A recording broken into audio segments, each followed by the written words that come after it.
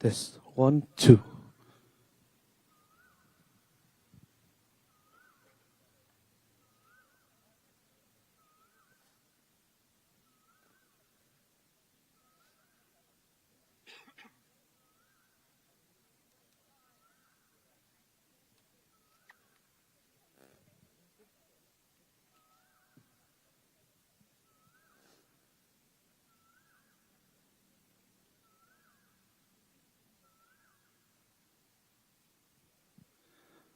Okay, very welcome. Thank you for coming down to Bukit View Secondary School for our first Red Dot United rally for Jurong East Bukit Batok GRC. Okay, for all the residents here, maybe you can gather a little bit. Not to wait, we just pray that the rain or shine will still be here serving you. So let me welcome the candidates from RDU.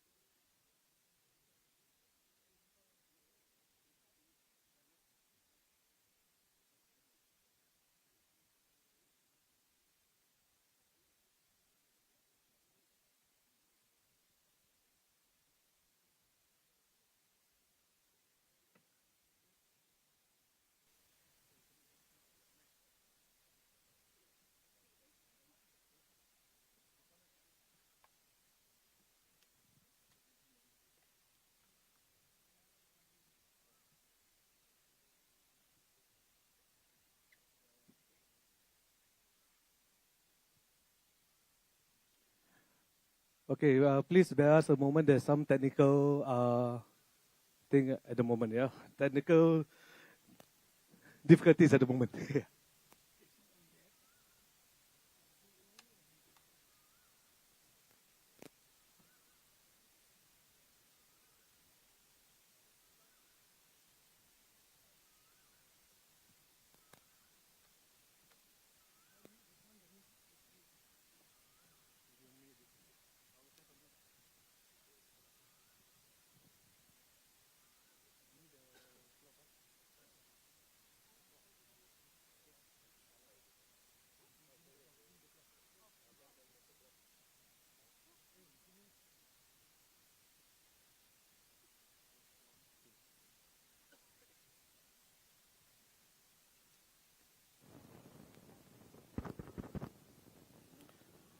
Okay, check 1, 2. Okay, once again, a very good evening to all the residents, friends, family members, and also the electorates of Jurong East Bukit Batok GRC. Let me just introduce myself. My name is Muhammad Fazli. I'll be your MC for tonight. And we will be also having a live streaming over the internet. And there is also a sign language available for today. Okay, without further ado, let me just kick off the Red Dot United first rally. And let us welcome our Secretary General of Red Dot United, Mr. Ravi Philaman.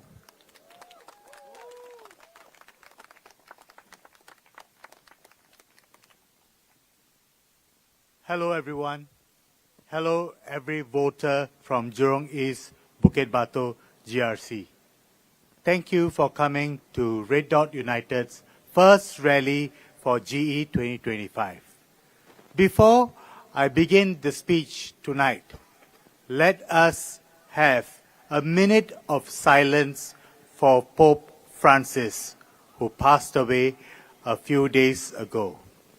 He is a man who is remembered for standing up for the marginalized, for the underprivileged. It is important that we at Red Dot United, who share the same values, pay our respects to him. So, together with my candidates, may I ask you to stand and let us observe a minute of silence for Pope Francis.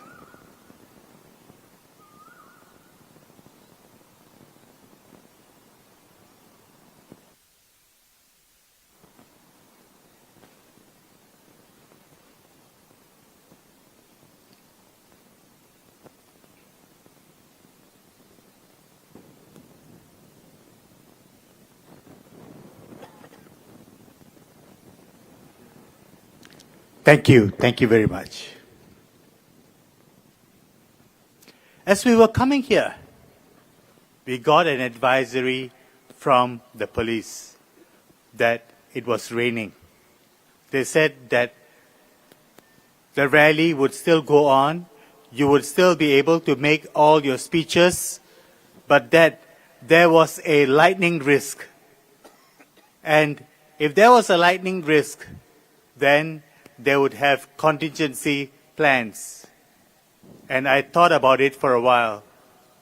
And I think that's what I would like to begin my GE2025 speech with.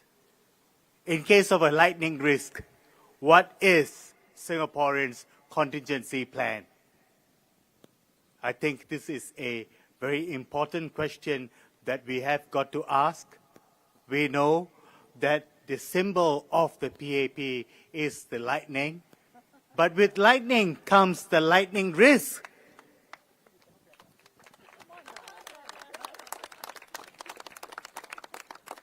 In case of the lightning risk, what is your contingency plan?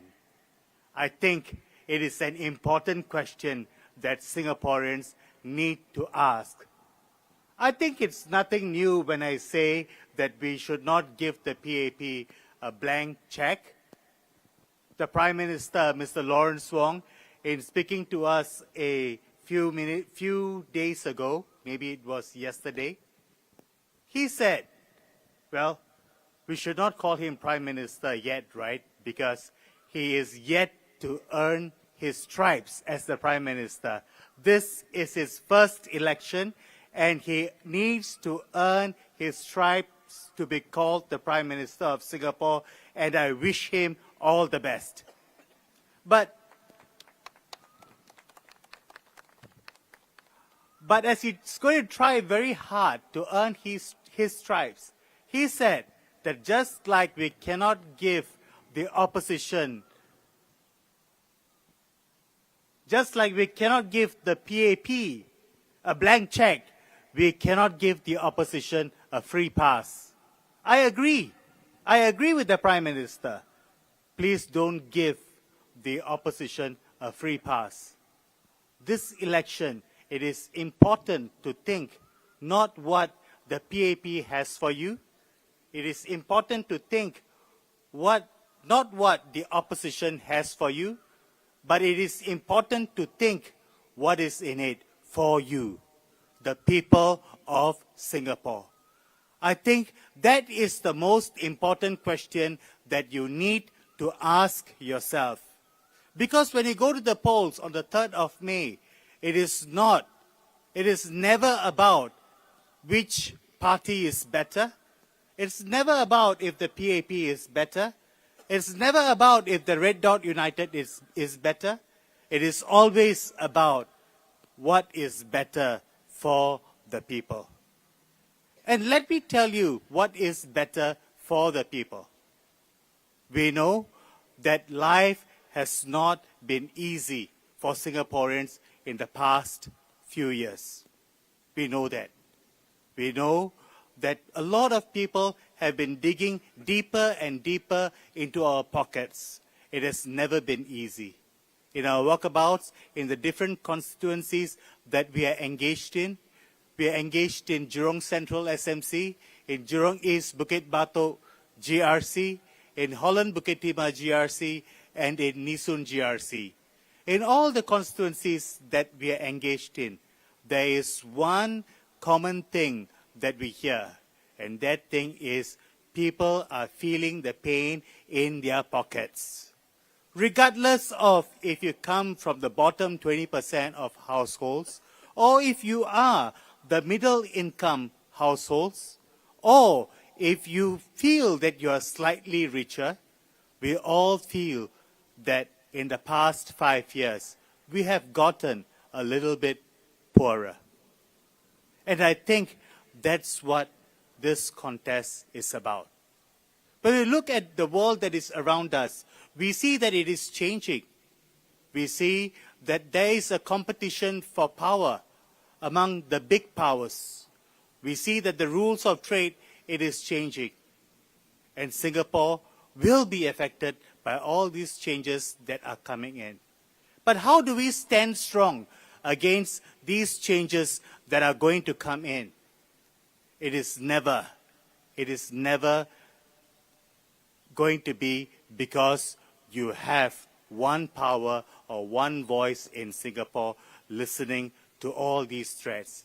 The only way we can stand up to all these threats that are coming in is to make sure that we are united as one people, regardless of race, language, or religion. That is the only way we can stand up to all these threats that are coming in from many parts of this world. To stand as one united people, we have to make sure that all the voices are heard, even the smallest ones. We have to make sure that we incorporate all the voices into the narrative that we have for this country. We have to make sure that even the littlest ones, it counts. So that is where we are concerned about. I think it is never easy to put yourselves up in a general election. You know there is a risk factor when you stand up against the powers that may be.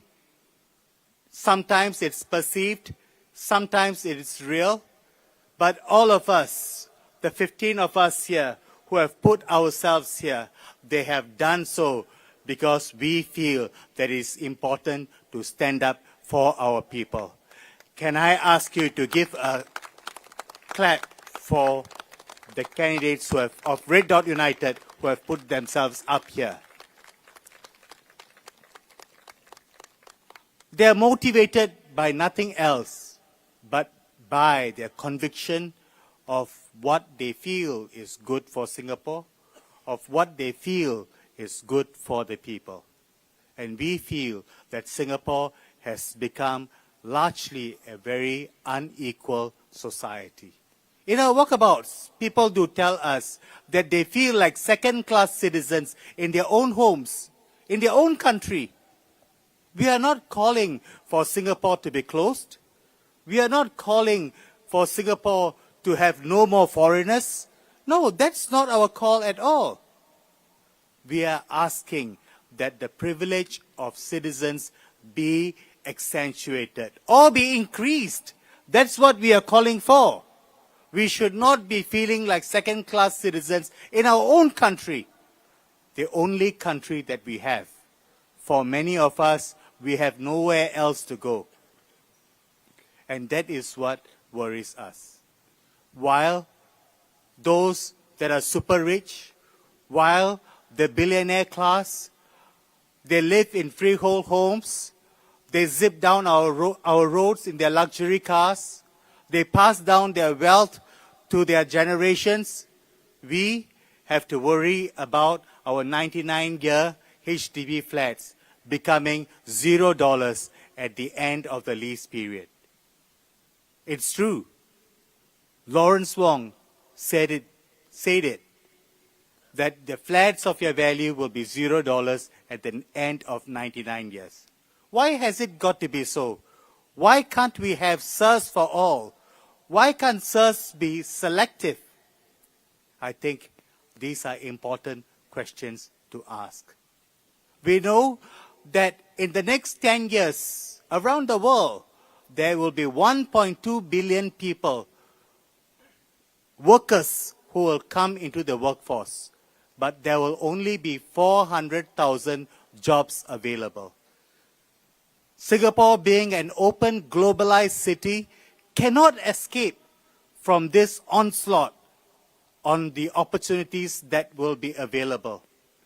which means that Singaporeans will be affected by this sea change that is coming around the world because we are an open, globalized city. How are we going to protect our workers? We are already seeing lots of retrenchments happening. Last year, this year, hundreds of people have been retrenched. And when we calculate it, it could go up to the thousands. And we find that once you are retrenched, it's very difficult for you to be re-employed, especially if you are a single mother and looking after your young child, or if you have reached a certain age. Well, I think today, if you are in your mid-40s, it is very difficult for you to be re-employed. Or even if you are re-employed, you get re-employed with a lower salary. It is not unreasonable to ask for stable jobs and steady income. Is it unreasonable? It is never unreasonable to ask that we have steady jobs and stable incomes. And that is what Singaporeans are asking for. We are not asking, we don't want freelancing jobs. Of course, there will be some who will prefer to do freelancing jobs from time to time. That's fair and fine. But many of us, we have families, we have children, we have commitments. If you're not married, if you don't have families, if you are single, you still have bills to pay. And which is why I think it is important for us to have stable incomes, stable jobs and steady incomes.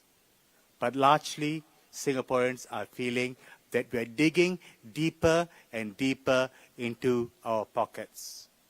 The government has said, the ruling party has increased the GST from 7% to 9%. Not once, but 2 times.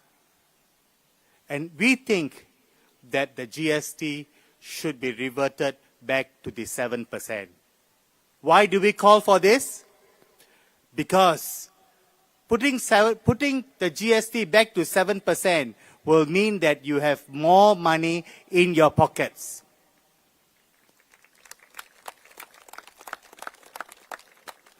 We want to make sure that Singaporeans have more money in their pockets. A few days ago, the ruling party and the government said that, well, we have the GST cash. Let me tell you that you get the GST cash 2 times a year, but you pay GST every day. That's a big difference, isn't it?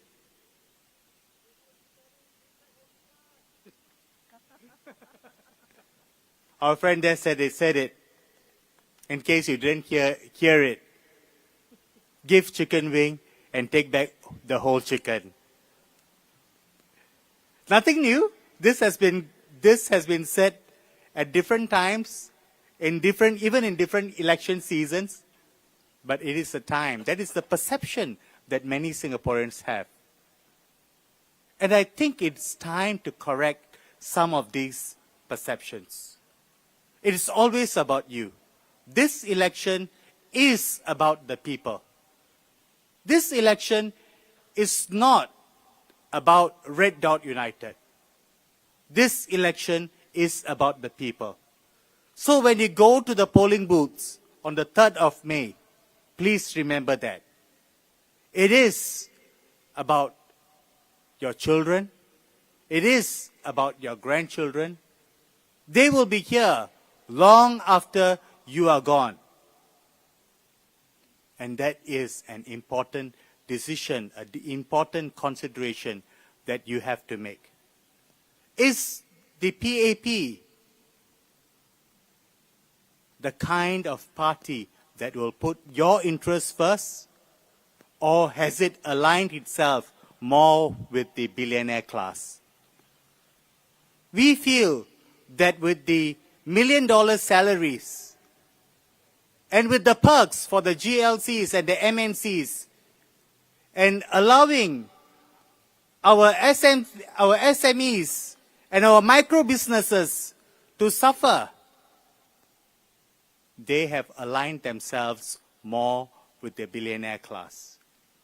And that is why our slogan is Singaporeans have to be first-class citizens in their own country, in their own homes.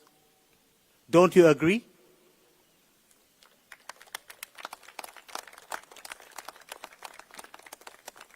Which is why we say, make Singapore fairer for all who call Singapore home.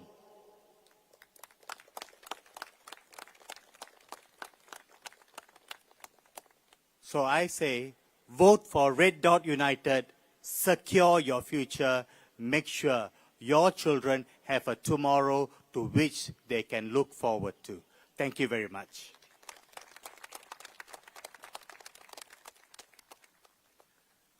Okay, thank you, Ravi. And now for the next speaker, he is Mr. Pang Heng Chuan. He's a candidate for Nee-Soon GLC. Mr. Pang, please.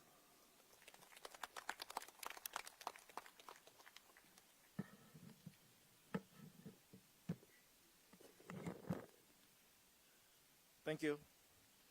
Hello, fellow Singaporeans. Good evening.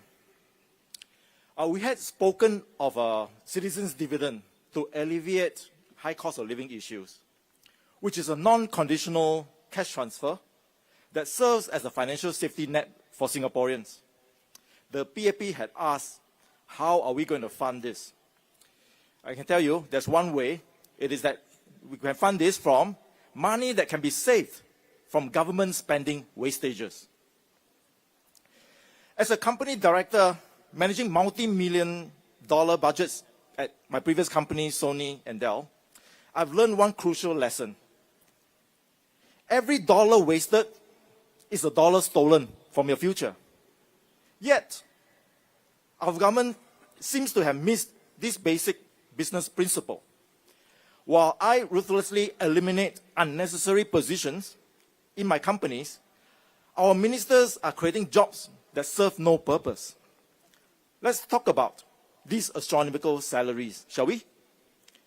Our mayors earn a staggering $3.3 million annually. Can somebody tell me what they do?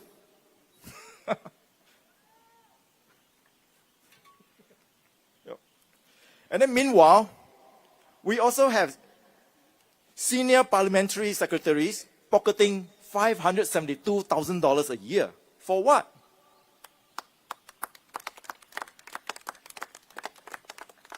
Can anyone here tell me what exactly does a parliamentary secretary do that justify earning more than 10 times the median Singaporean salary? I run a multi-million-dollar budgets at the companies I work for. And I can tell you this, I have never created unnecessary roles. Not for my family, not for my cronies, and not for anyone. Every position must justify its existence through value creation. Yet, our government creates these bloated positions that drain our national coffers, while ordinary Singaporeans struggle with rising costs. And the wastage doesn't stop there. Do you remember our budget terminal? Built with your tax dollars, and then unceremoniously scrapped just after 6 years. Okay. How many of you could afford to build a house and then demolish it 6 years later?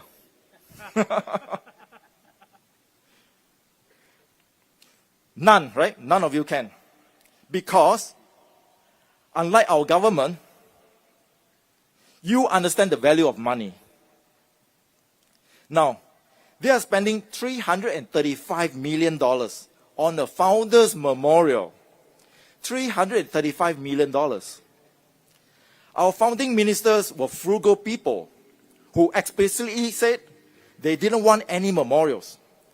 They would insist on traveling economy class. What would they think of today's ministers chartering private planes at taxpayer expenses?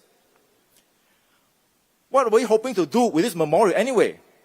Perform Qingming rituals to pray to them? Right. The ministers claim that astronomical salaries aren't connected to Singapore's high costs. That's a lot of nonsense. every dollar wasted on unnecessary positions and monuments is a dollar that could have gone directly to you.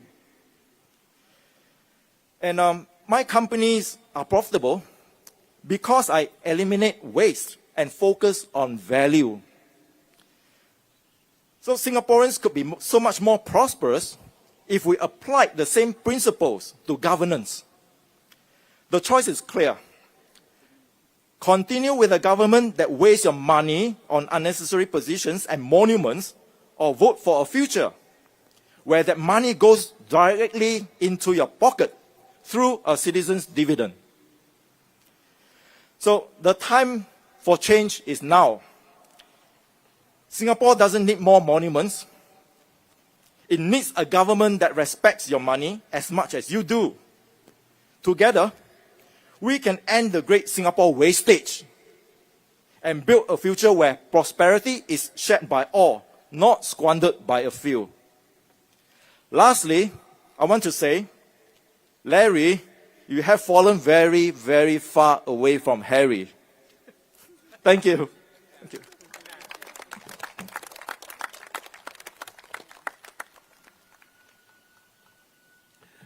Thank you, Mr. Pang. So for the next speaker, it's actually myself. Okay, once again, my name is Muhammad Fazli bin Talib. People could know me or call me Fazli Talib. And I'm one of the candidates for Holland Bukit Timah GRC.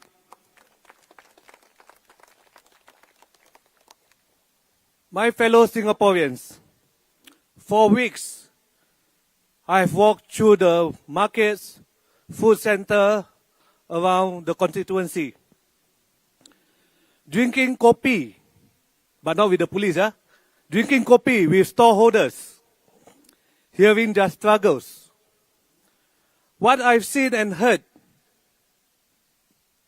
may surprise many of you. Many Singaporeans who believe that fairness is important.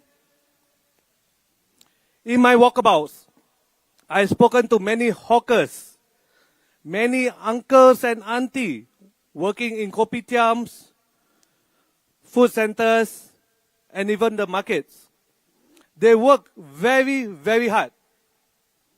Sometimes they have to wake up very early in the morning when we are all sleeping at 3 a.m. in the morning just to get started for the day. And many of them finish mostly around 10, 11, and some even at 12 midnight. They tell me, how is it tough to make a living? They are not complaining, actually. I know them. Like many Singaporeans, they are very, very hardworking people. But some of them tell me how they are fined, even for the smallest infraction or mistakes that they made, such as a box that was slightly out of place. He told me that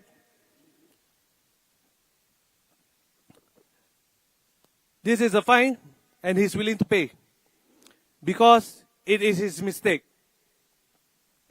He asked me why the government is not fixing the problem.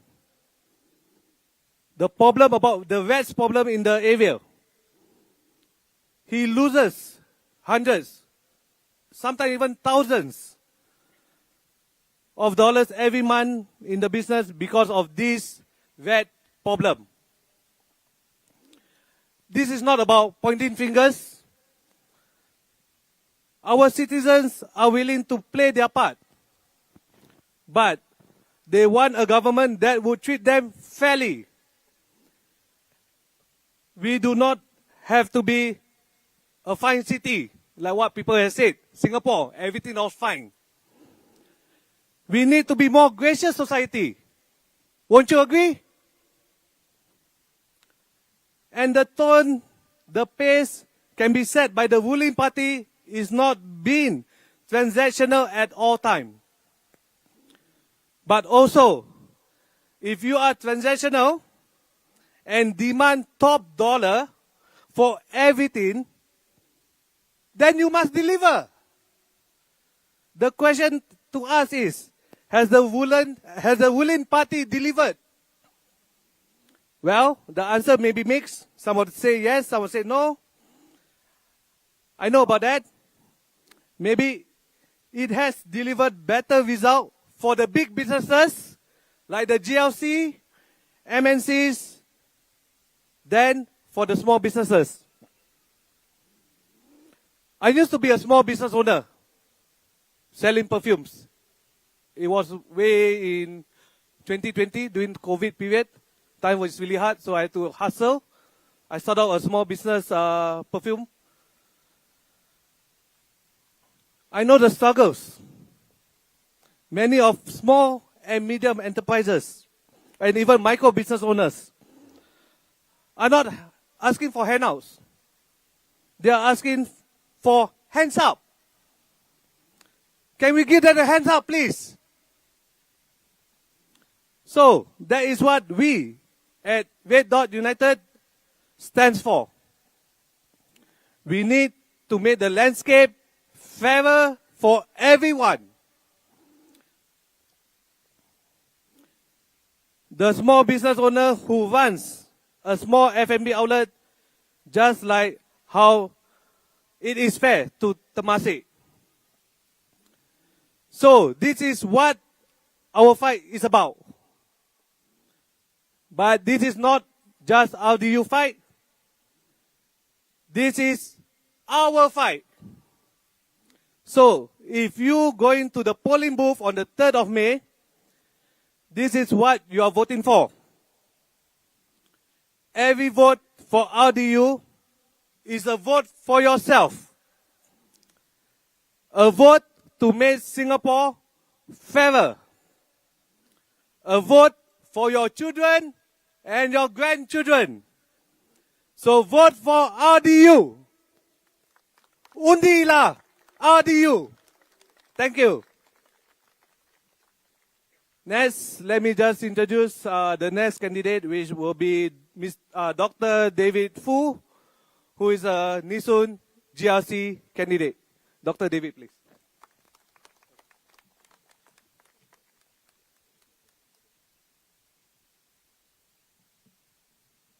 Good evening, residents of Jurong.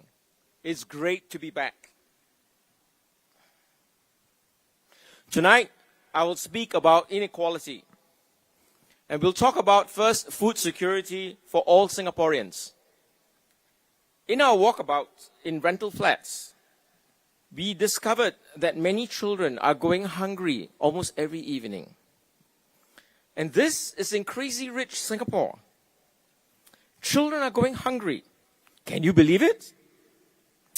People tell us that they know of neighbors knocking on their windows or their doors at home asking for food for the young children. The Singapore Pocket Money Fund from the Straits Times supports many families to get one proper meal a day. What about free meals kitchens? Many Singaporeans are queuing up for free food. Studies estimate that at least 10% of Singaporeans experience food insecurity at least once a year. Even more troubling, a study conducted by the Lien Center for Social Innovation at the Singapore Management University found that 1 in 5 participants, or 20%, have severe food insecurity. It is indeed very troubling when ministers talk about paying $18 to $20 for pasta at a restaurant and complain that Singaporeans are unwilling to pay more than $5 for wonton mee. Isn't it troubling? Yes, it is. Yes. Does it not trouble you? It does. It troubles me.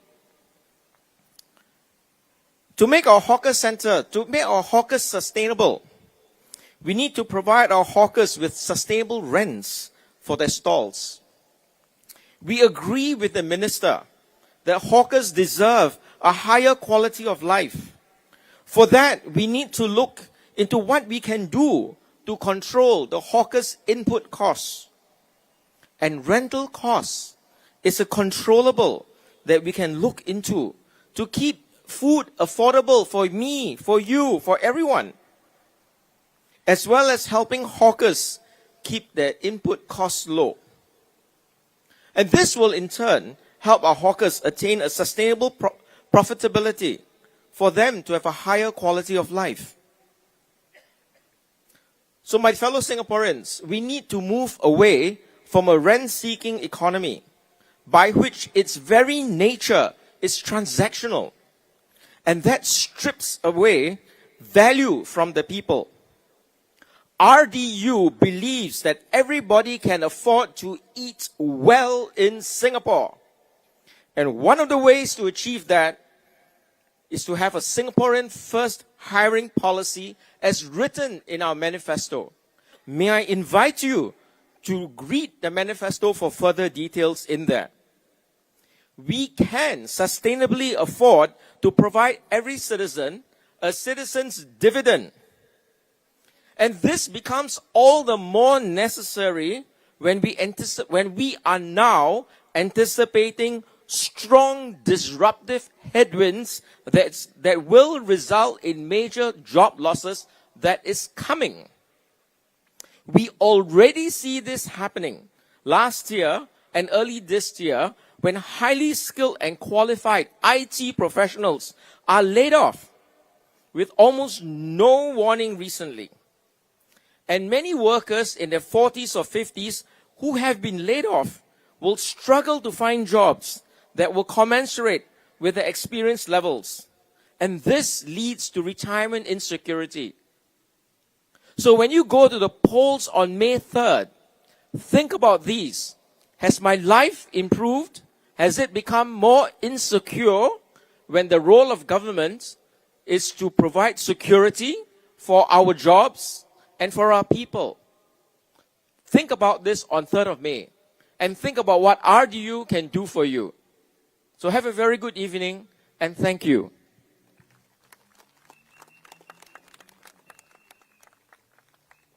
Okay, thank you, Dr. David Fu. Next, we introduce Mr. Sharat Kumar, candidate for Holland Bukit Timah GRC. Mr. Sharat, please.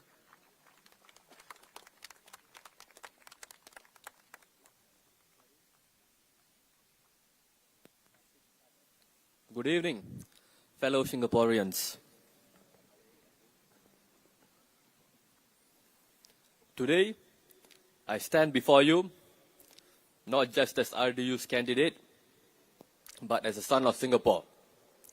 Someone who has worn the uniform, carried the rifle, and served national service, just like many of you.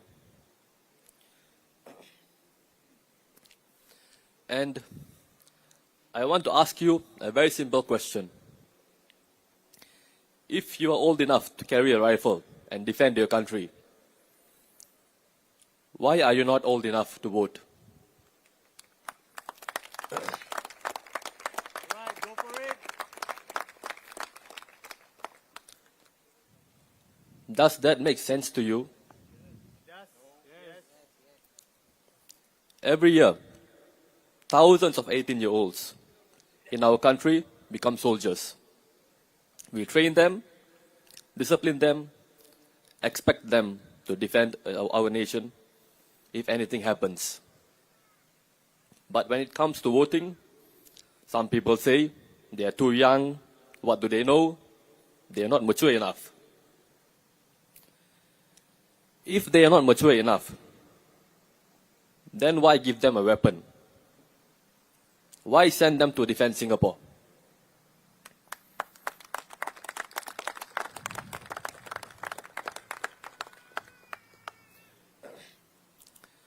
You would trust them with a rifle, but not with a ballot? That's not just unfair, that's insulting. When I was serving my NS, I remember one day, a few of us were sitting around and someone asked, if there was a war, would you defend Singapore? Some of them immediately said no. One said he was already planning to settle down overseas Another said, we are forced to do it. Do we even have a choice? How can we say no? And then, as usual, there's always that one guy who goes around saying, NS is useless lah. Who is going to bomb us? Just get rid of NS. Why did they feel this way? Because they did not feel ownership. They did not feel like they had a real voice in this country. When people feel powerless, they stop caring. They stop believing. They stop fighting for their home.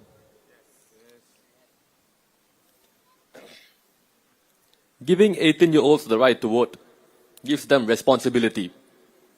It gives them the reason to defend this country.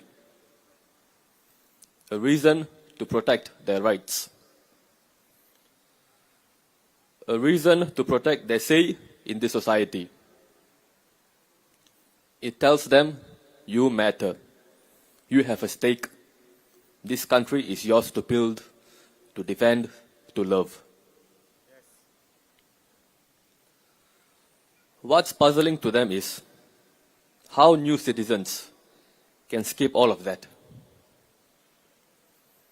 They come in, take the passport, take the benefits, but they do not serve.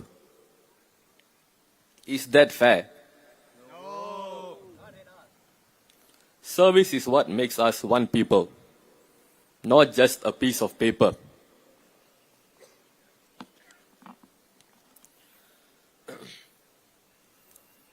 We are not saying every new citizen must serve in the army or police.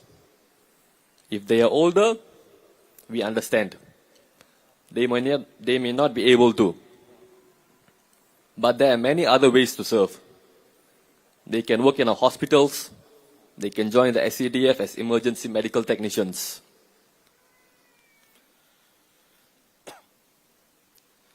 National service is not just about fighting. It is about contributing. It is about binding all of us together, no matter our background, as Singaporeans. If you want to call yourself a Singaporean, then you must serve Singapore in some way. It is always about fairness. For us young people, fairness is very important. Which is why we ask, why do we have to wait until we turn 35 to get a BTO flat? 35. By that time, some have already moved overseas, decided not to buy a house, as the price would have already increased. If you are 28, 29, or 30, working hard, saving your money, why should you not have the opportunity to rent or own a place of your own? Young people shouldn't have to wait for permission to start their lives. They need support. They need options. They need hope. This is why Red Dot United is proposing the rent-to-own scheme. You rent a flat now, and the rent goes towards eventually owning it. It is like paying in installments for your future. Young people should not be punished just because they want to live independently or start building their life earlier. We must give them dignity. We must give them that opportunity. Singapore must be a place, if you work hard, you can stand tall. Where no one is made to feel small, where every Singaporean, young or old, new or born here, has a home and a voice they can truly call their own. So, my fellow Singaporeans, at Red Dot United, we believe in fairness. We believe in responsibility. And we believe in giving every Singaporean, whether young or old, whether born here or new, a real chance to build a life here. lower the voting age to 18, make national service fair for everyone, give young people a real shot at owning a home. We do this not because it is easy, but because it is the right thing to do.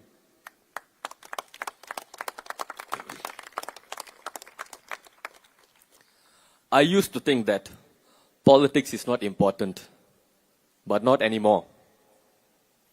Because I have learned that politics is about how I live my life, how you live your lives, what is important to you.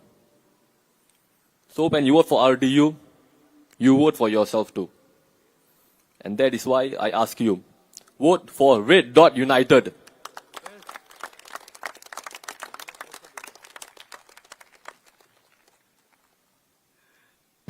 All right, thank you, Mr. Sharat Kumar. Next, let me present you Dr. Syed Alwi Ahmad from Nisun, GRC.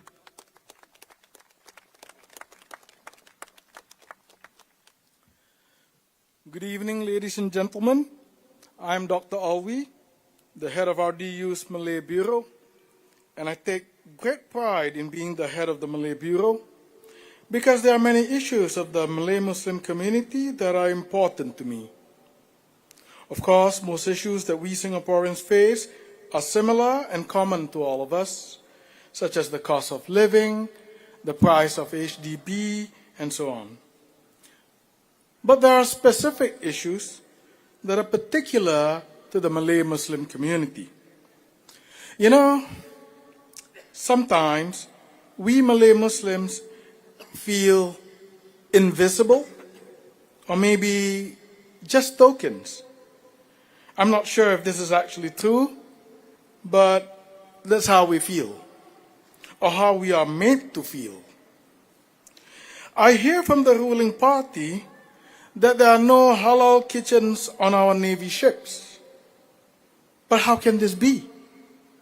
Aren't we all Singaporeans? What about our pledge that says, regardless of race, language, or religion? But the Malay soldier will be as ready to give up his life as the Chinese soldier. We must be inclusive, and we should include them too. I don't know why our police women are not allowed to wear the tudung. There are many well-qualified Malay women who wear the tudung. If Australia, which was predominantly white, can do it, why not us? Why not Singapore? A multiracial, multi-religious, and diverse country. It is important for us to send a signal, and that is why RDU calls for a Lieutenant Adnan Day on the 14th of February. Lieutenant Adnan gave up his life for everyone in Singapore. He laid down his life for Singapore. At Bukit Chandu, he and his platoon men made the supreme sacrifice for everyone in Singapore. And today we acknowledge their sacrifices. Having a Lieutenant Adnan Day on the 14th of February, which happens to be Valentine's Day, will really be a day of love. Yes. It will be a public holiday in a very stressed Singapore, and this is not about only the Malay Muslim community or what's good only for the Malay Muslim community, but it's about what's good for Singapore. RDU's aim is for a united Singapore, not a Singapore that is divided by race, religion, class, wealth, and so on. Because in RDU, there is no division of society, and that's what RDU stands for, a united Singapore. Vote for Red Dot United. I'm going to give a speech in Malay. Selamat sejahtera para hadirin sekalian. Saya Dr. Said Alwi, Ketua Biro Melayu RDU. Dan saya berasa amat bangga menjadi Ketua Biro Melayu kami. Kerana terdapat banyak isu berkaitan masyarakat Melayu Islam yang dekat di hati saya.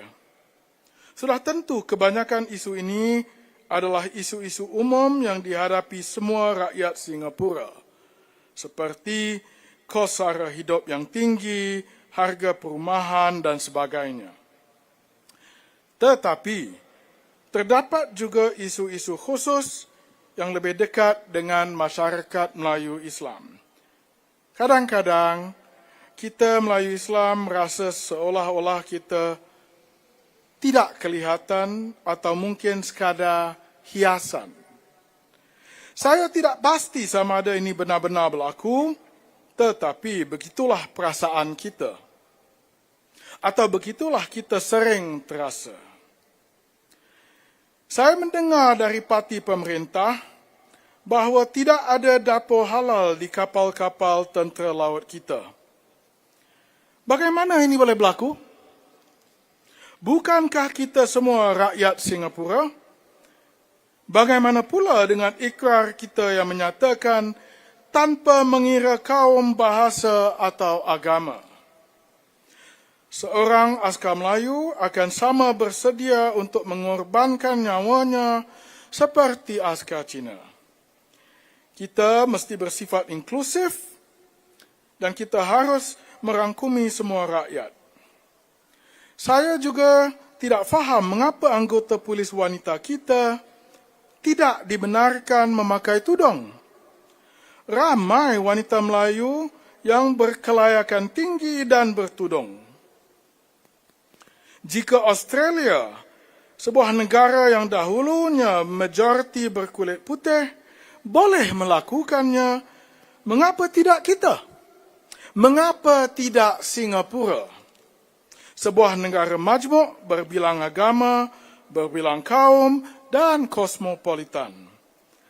Adalah penting untuk kita memberi satu isyarat dan itulah sebabnya RDU menyeru agar diadakan Hari Lieutenant Adnan pada 14 Februari.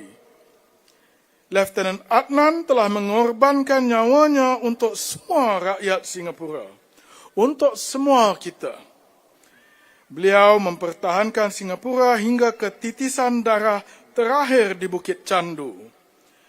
Beliau dan anak buahnya telah membuat pengorbanan paling tinggi untuk semua rakyat Singapura.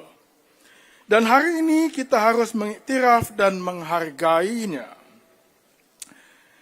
Mengadakan Hari Lieutenant Adnan pada 14 Februari yang juga merupakan Hari Valentine, benar-benar akan menjadi hari kasih sayang yang sejati. Ia akan menjadi cuti umum di sebuah Singapura yang semakin tertekan. Ini bukan sekadar tentang masyarakat Melayu Islam atau hanya yang apa baik untuk masyarakat Melayu Islam. Ini tentang apa yang terbaik untuk seluruh Singapura.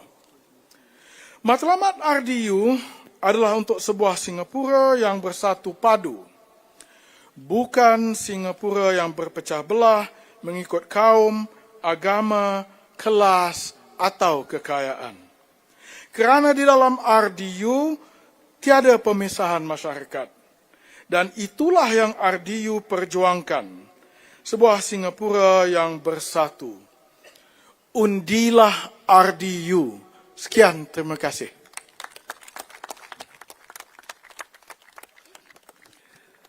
Okay, thank you very much, Dr. Said Alwi. Okay, for all those residents from Jurong East, Bukit Batok, if you want to follow us on Facebook, you can do so. We have all our constituency Facebook up, RDU Holland Bukit Timah, RDU Jurong East Bukit Batok, RDU Jurong Central SMC, as well as RDU Nisun GRC. Okay, now let me just introduce to you the seventh speaker for the night, Miss Sharon Lin, Nisun GRC candidate.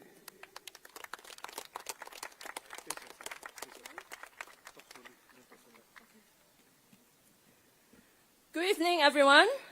I'm Sharon Lim. I said it before when I was introduced as a candidate in Nisun, that in the past, I used to think that leadership is about having a grand job title, a doctor, a lawyer, a senior management executive. But now, I understand that it's more than that. It's about having the courage to point out where things went wrong and provide a different perspective. And this is how I found the courage to stand before you today.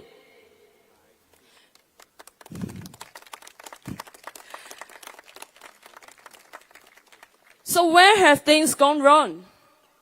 I've been thinking, one of the things that has gone wrong is, why is our SGD so strong?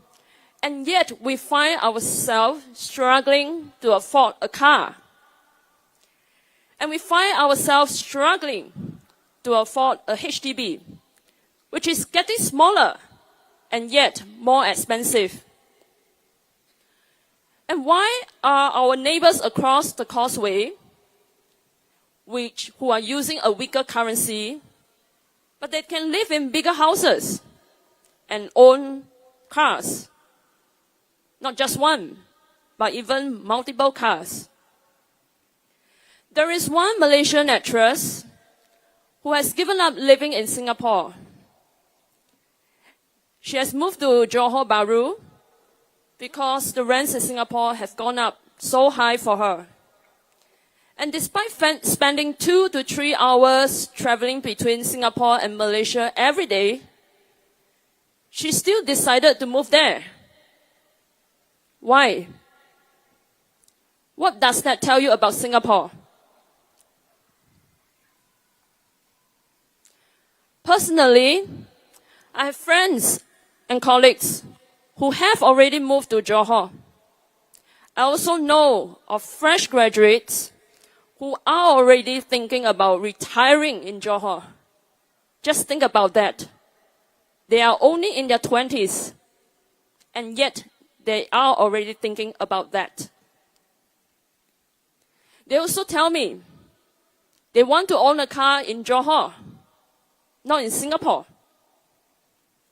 We also know that many Singaporeans are seeking medical and dental services in Malaysia. There is a Johor-Singapore Comcare Association. It is set up to look after the medical and healthcare needs of Singaporeans residing in Johor Bahru. And let me tell you, if such an association can be set up in Johor Bahru, it shows us that the number of Singaporeans who are living across the causeway is not a small number. Why can't we just build a better life, a better quality of life for Singaporeans right here in Singapore?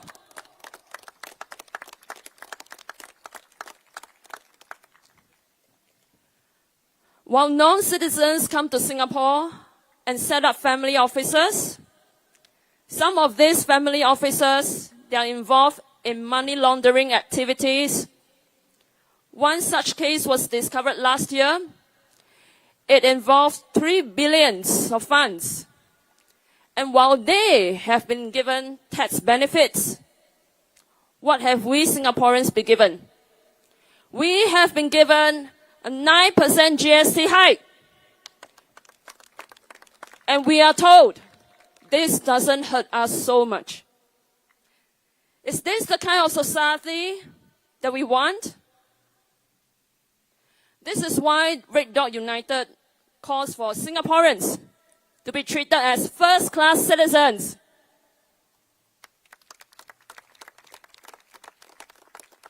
We call for Singapore to be a fairer Singapore. Singapore should not just be a playground for the elites and the super rich. Singapore must be able to provide a better quality of life for the majority of Singaporeans of ordinary Singaporeans whose hard work must be respected and must be valued. Vote for Red Dot United. Thank you.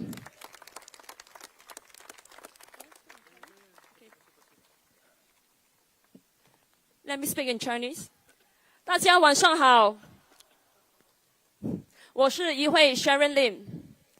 之前我在竞选义顺集选区的介绍会上说，以前我觉得作为一个领袖，必须要有很大的职业头衔，比如说医生、律师、高级管理。但是现在我认识到，作为一个领袖，也必须要有勇气，指出问题在哪里，提供不同的见解。那么，新加坡到底出了哪些问题呢？我一直在想，其中一个问题是，为什么我们的新援那么强，我们却难以应付一辆汽车？我不是说跑车、豪华车，一辆普通的汽车都很贵。而且为什么我们的房屋越来越小，但是越来越昂贵呢？为什么我们对岸的邻居，虽然他们的货币比我们弱得很多，但是为什么他们可以住更大的房子，并且拥有自己的汽车呢？有一位马来西亚女演员，她放弃生活在新加坡，决定搬进新山，因为她说新加坡的租金太贵了。尽管她每天需要花2到3个小时来回新加坡，她都愿意那么做。为什么？这告诉了我们什么？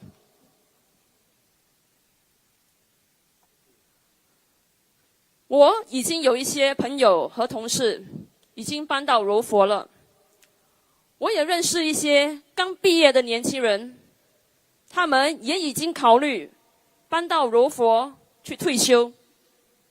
大家要想想，他们才仅仅20多岁，但是他们已经这么在想了。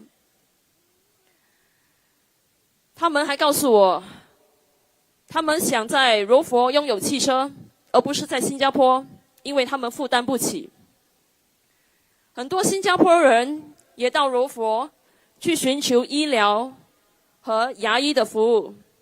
更有一个叫柔佛新加坡关怀协会 Johor Singapore Comcare Association， 它的成立是为了照顾在柔佛数百名新加坡人的医疗保健需求。让我告诉你，如果这样一个协会能够成立在柔佛，这告诉我们，居住在柔佛生活的新加坡人不是少数。为什么我们不能在新加坡为新加坡人提供更高质量的生活呢？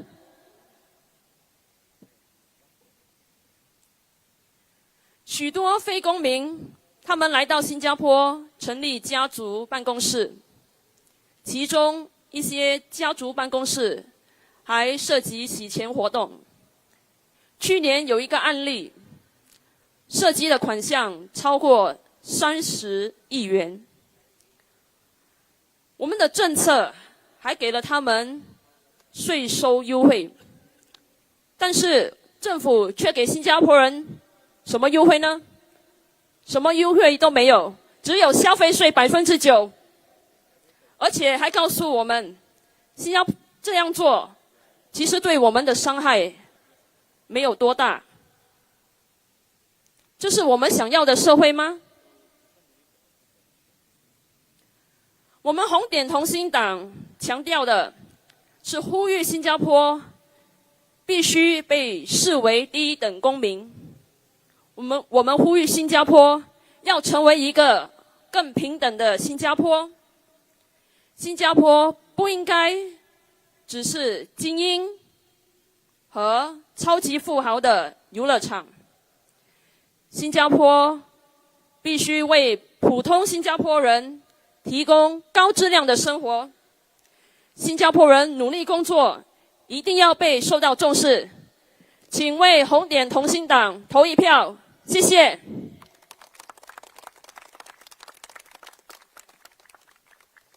Okay, thank you, Ms. Sharon Lin. Okay, now next, for speaker number 8, we have a strong lady who's standing alone at Jurong Central SMC. Let me present to you Ms. Kala Manikam.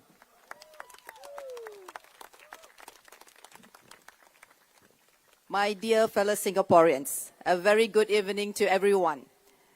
Do you know my fellow candidates who just spoke, 7 of them? Do you know where they got their facts from? Can anyone tell me where they got all the facts from? Just give me a shout out. Anyone?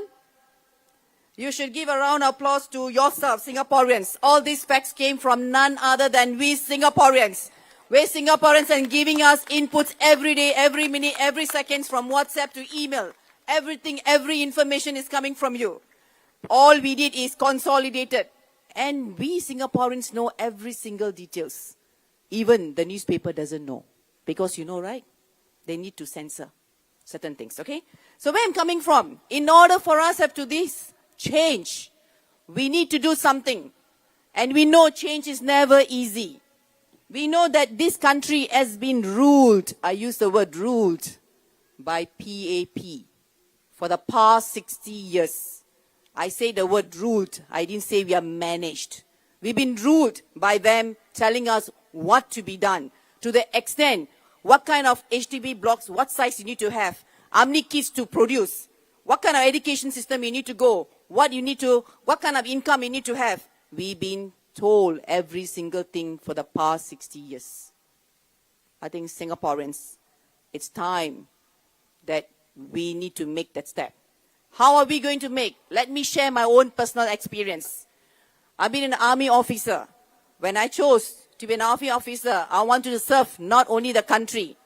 As you heard the story of my fellow friend who shared about whether you defend the country. We might be a tiny dot, a tiny red dot in Singapore, but we are known to the world not by the leaders only, by the hard work of our parents and grandparents who actually built this country for us. And you know that every single effort, every bricks that been put in Singapore today, what we are, it belongs to we Singaporeans. Give a round of applause. We deserve it. And then, being in the SAF, I didn't join SAF just to earn that kind of money. I joined Singapore Armed Forces to serve the country. You might think that we might not be able to defend. I disagree. Every one of us will play the part to defend our country in whatever situation we are. At that point of time, when I wanted to decide to make a change from leaving from SAF to go to the private sector, it was a tough decision. You know why? Good pay, comfort, very luxury in terms of everything is taken care. Even your career path is taken care of, who can become a colonel or brigadier generally. You know what I mean. Okay, where I'm coming from, I make the step to go out to see what the private sector is like, because I want to see what is there for me. And this is one life I have. I need to see what's happening out there. There was fear to leave the job. Very difficult decision. But I transformed my fear to faith. Dear Singaporeans, every one of us, in us, we have faith. But somehow it has been buried by the way we are being treated, by the way we are being ruled in this country. It's time for us to transform this fear to faith. Faith is the way to go. And I took the leap of the faith to do something different in the private sector. It changed my life. Today, I'm here standing in front of you. It's reason because the change that I made to see what is out there. If I have stayed in my comfort zone, today I wouldn't be here. The comfort zone will actually make us feel make us feel that we are comfortable and will not make the change. So where I'm coming from is we need to make the step forward to make the change. You understand what I'm trying to say? Make the change where we need to give ourselves a chance. We are not giving our RDU a chance, but you're giving yourself a chance to make a difference in our country. So, where I'm coming from, let's take this opportunity to really listen to your heart and embrace that it's time for us to make the step forward. Well, you'll never know whether Pepsi tastes better than Coke unless you taste it. Am I right? The same thing. You'll never know until you try. I won't say the word try, but until you make the effort to change that, give the opposition a chance to be in the parliament. Give us your mandate. So likewise, change is to embrace the opposition in the parliament, and Red Dot United have shown and proven so far that we are doing to bring in a Singaporean which is fairer to everyone and also inclusivity. So why the change is important? We need to do balance and accountability. If we don't do balance and accountability, what happens? Self-check. You know what's self-check, right? They mark their own papers. So if you know the recent case of alarm over the full IC Accra released the IC to all the public in the business file system. And our NTUC income almost sold. So we need opposition to speak up. But Singaporeans, you are speaking, but you need a stronger voice in the parliament to speak and continue to speak. You know why? After you make the noise, after you make the sound, or after making your expression, they will take from this year and give out. It goes through. But when you have an opposition in the parliament, they will continue to ask questions, and you will continue to do that.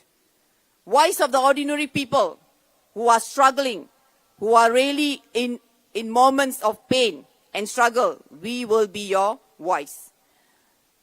Just for example, they say the birth rate is low in Singapore, and you notice we don't have much entrepreneurs in Singapore.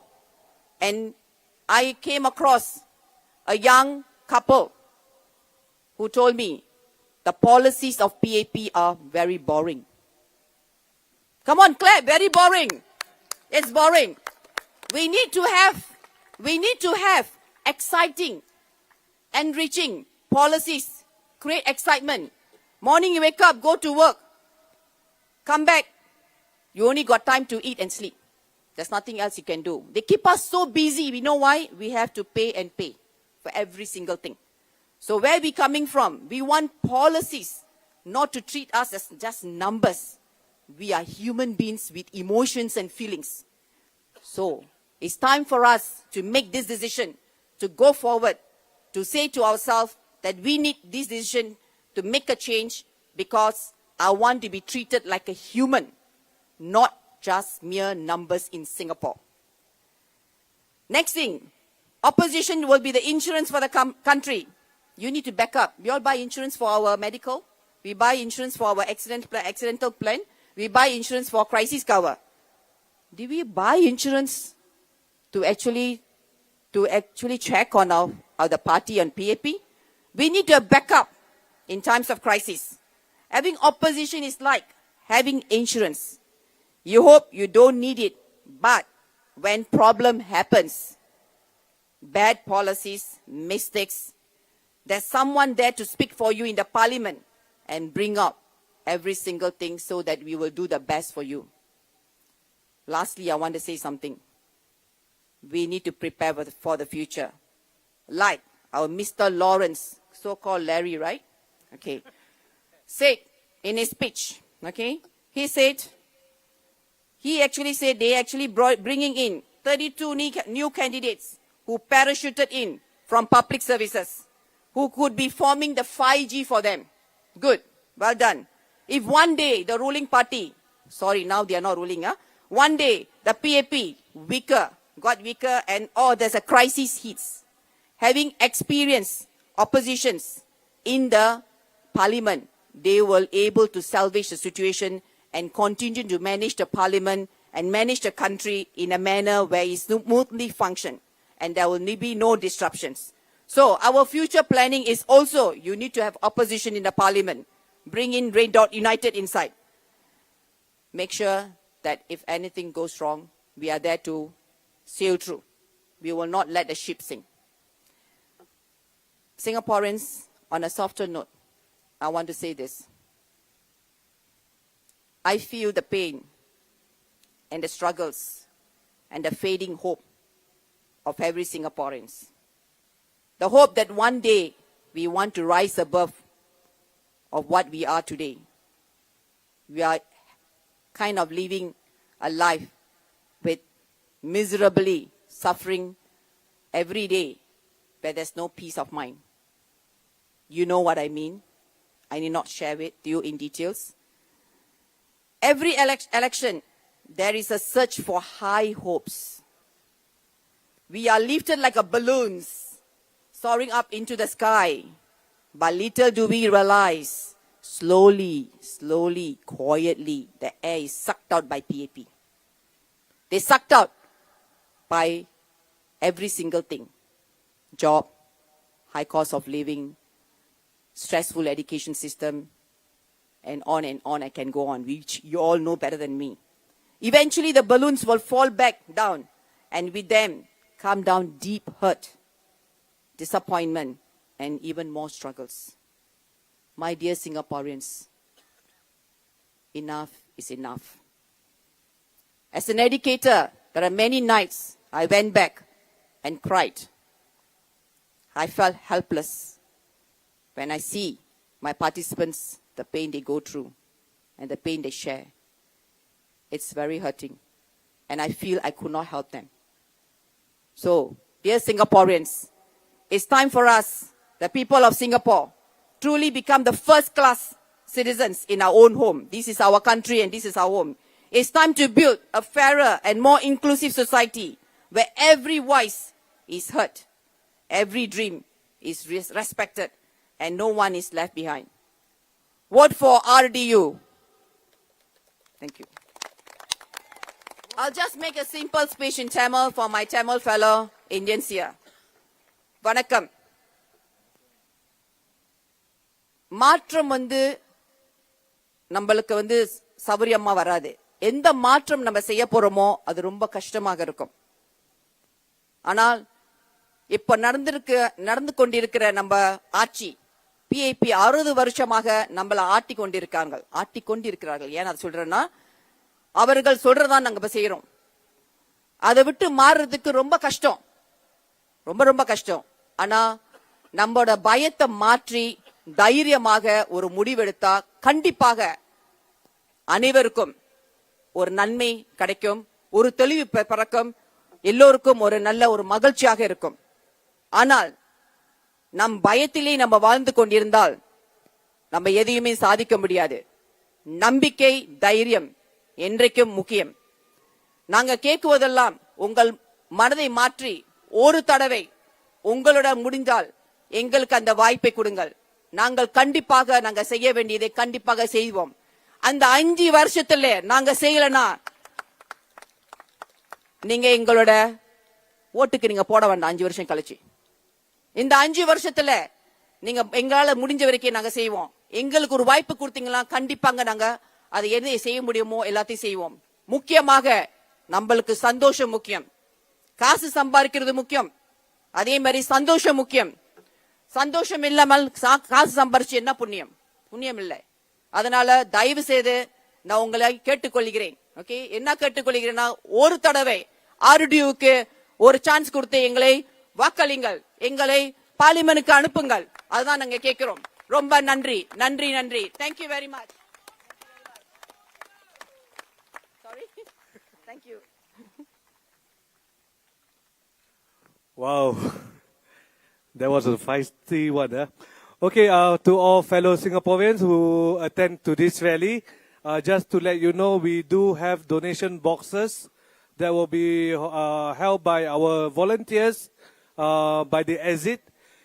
Do feel free to donate us generously so that we can continue this fight.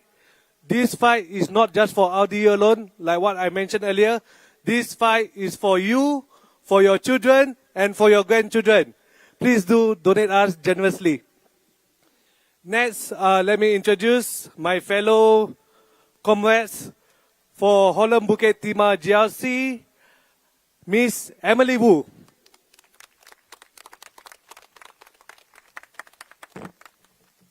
新加坡朋友们，大家好，晚上好，我是胡佳颖。今晚我想和大家分享一位居民的故事，我们暂时称他为沙米先生吧。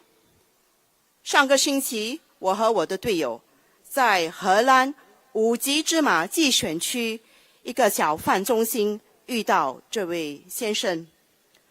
这位62岁的先生，他患有糖尿病。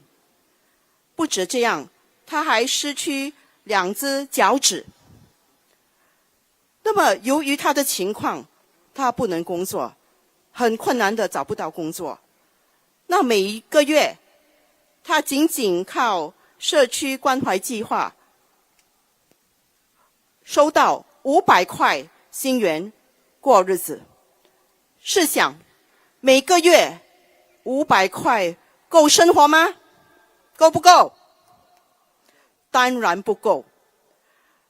他把这500块里面的300块花在生活费上，就是说那个水电费，还有那个租金，给家人一点点。那么这个500块之内呢，只剩下200块。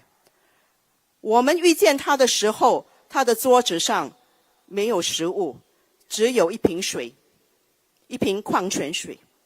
我们问他，先生 ，Mr. Sami 先生，你吃了吗？他说还没有。那试想，现在食物、喝水全部都这么贵，如果 Mr. Sami 先生是每天吃1顿饭的时候，最简单，我是问你，至少要6块钱吗？要。那么6块钱乘假设每个月30天，6乘30，180块，每天1顿饭。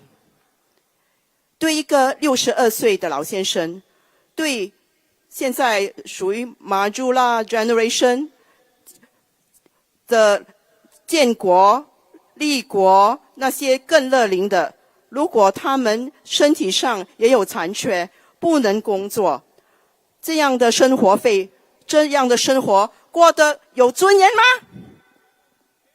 没有，当然没有。那么这个200块，如果每天只是吃1餐，那只剩下20块。这个20块我们能做什么呢？那为什么我一个59岁，我今年要60岁了，我现在还没有过生日，所以59岁。为什么我一个比较年长乐龄的 auntie 站出来呢？因为当我们年长的时候，年轻人、中年人可能还不大了解，我们比较多腰酸背痛，对吗？那么我们的胆固醇会比以前高吗？那我们的血压会比以前高吗？那么这么多的高胆固醇、高血压，还有腰酸背痛，那如果像这位沙米先生只剩下20块，到底我们能看医生吗？能吗？那我怎么办呢？如果头痛，花几块钱买风油；如果喉咙痛，去买川贝枇杷膏。可能这个20块，如果头痛、肚子痛、喉咙痛、咳嗽，我看这个20块也不够。那么怎么办？我们立国一代、建国一代的新加坡人，他们有没有为新加坡牺牲很多，还有努力很多年？有没有？那么我们应该为他们做出更尊敬。所以到了2030年，在每3个新加坡人之中就有1位超过60岁。红点同心党在2025年竞选宣言，不将老龄化为负担，而是机遇。我们不会把新加坡乐龄人忘记。所以我们的计划，我们红点同心党有一个关怀计划，我们提议以下3点。第一 ，Medifund， 把 Medifund 成为真正的安全网，覆盖全体国民。第二 ，Medishield Life， 扩大范围。这个扩大的范围包括体检，包括慢性病和心理健康疾病，就是说小病也能看，不要等到病情恶化才能用到这个 Medishield Life。第三 ，MediSave 应适用备用金，而非主要支付手段，就是说，我们要缓解那些家庭不要用太多的这个金钱去付那个医药费，不然他们真的很辛苦。所以大家，我们要尊重立国一代、建国一代，还有现在新加坡也是比较逐渐老化，我们红点同心党要用行动致敬建国一代，我们大家要致敬建国一代、立国一代。投票于红点同心党，给我们一个机会。Vote for Red Dot United， 投票红点同心党，谢谢大家。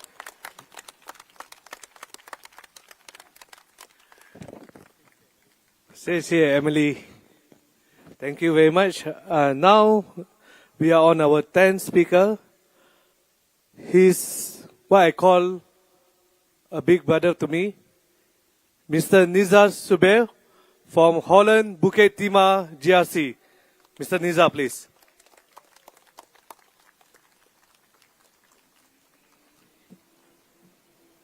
Brothers, sisters, and fellow Singaporeans, good evening to you all. Today, I want to start by sharing with you about what I have seen and heard when doing my walkabouts in Holland, Bukit, GRC. I see low-income families struggling to get by. Yes, in Bukit. Can you imagine? The so-called rich people area has families who are struggling to get by. Can you imagine what it is like in other places? No, you don't need to imagine. You can actually see it for yourself every single day. Old uncles and aunties working as cleaners, collecting cardboards to sell, working under the hot sun, risking injury in slippery food courts just to make ends meet. Grab riders toiling under the hot sun to deliver food, getting penalized if they are late.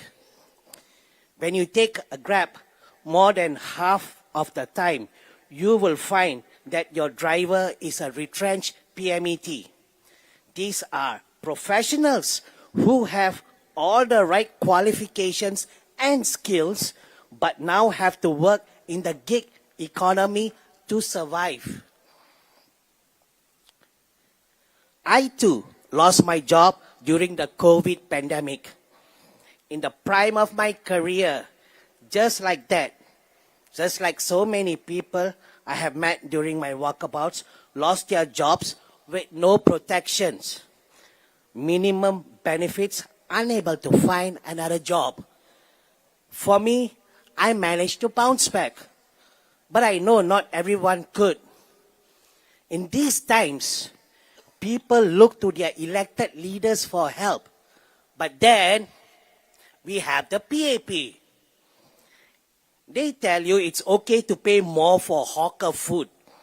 But if he has bought, Edward Chia, my opponent in Holland, Bukit, claims that we only spend 0.1% of our pay on hawker food. So, still affordable, he says. I'm not sure which planet Mr. Chia comes from, but if he has bothered to walk the ground, he will know that even in his own estate, Singaporeans are struggling to put food on the table. We have the highest paid ministers in the world who expect us to get by with vouchers. We have one of the strongest economy in the world, but not enough protection for our workers.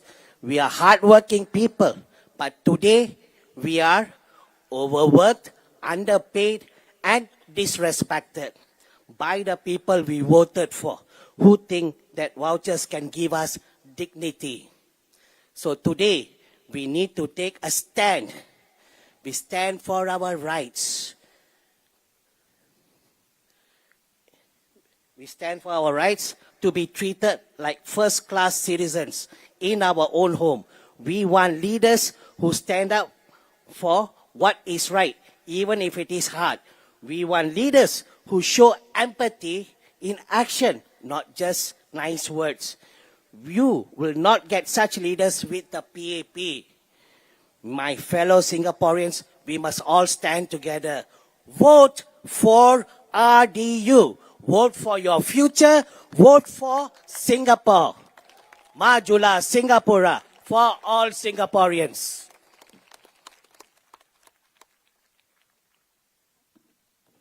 Thank you, Mr. Nizar. So, my fellow Singaporeans, you have heard from all the 10 candidates from RDU, from Nisun GRC, from Holland Bukit Timah GRC, Jurong Central SMC, and now I am honored to present to you the candidates from RDU representing the resident of Jurong East Bukit Batok. Come on, resident Jurong East Bukit Batok, you can do better than that.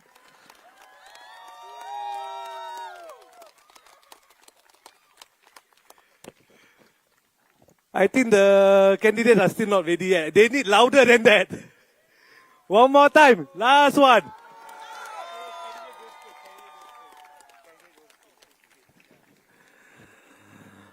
Okay, first candidate from Jurong East Bukit Batok GRC. Let me present to you Mr. Marcus Neo.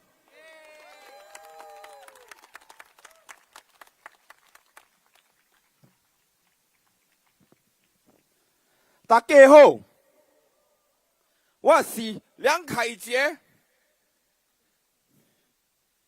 今天很荣幸代表玉兰东、胡基巴都居民们和红点同心党参加新加坡2025年大选。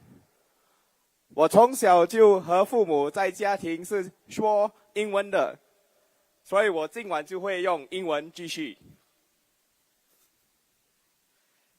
Every 5 years, we are gathered here today to make a choice for the future, for yourselves, for ourselves, for your children, the elderly, your parents, and the nation.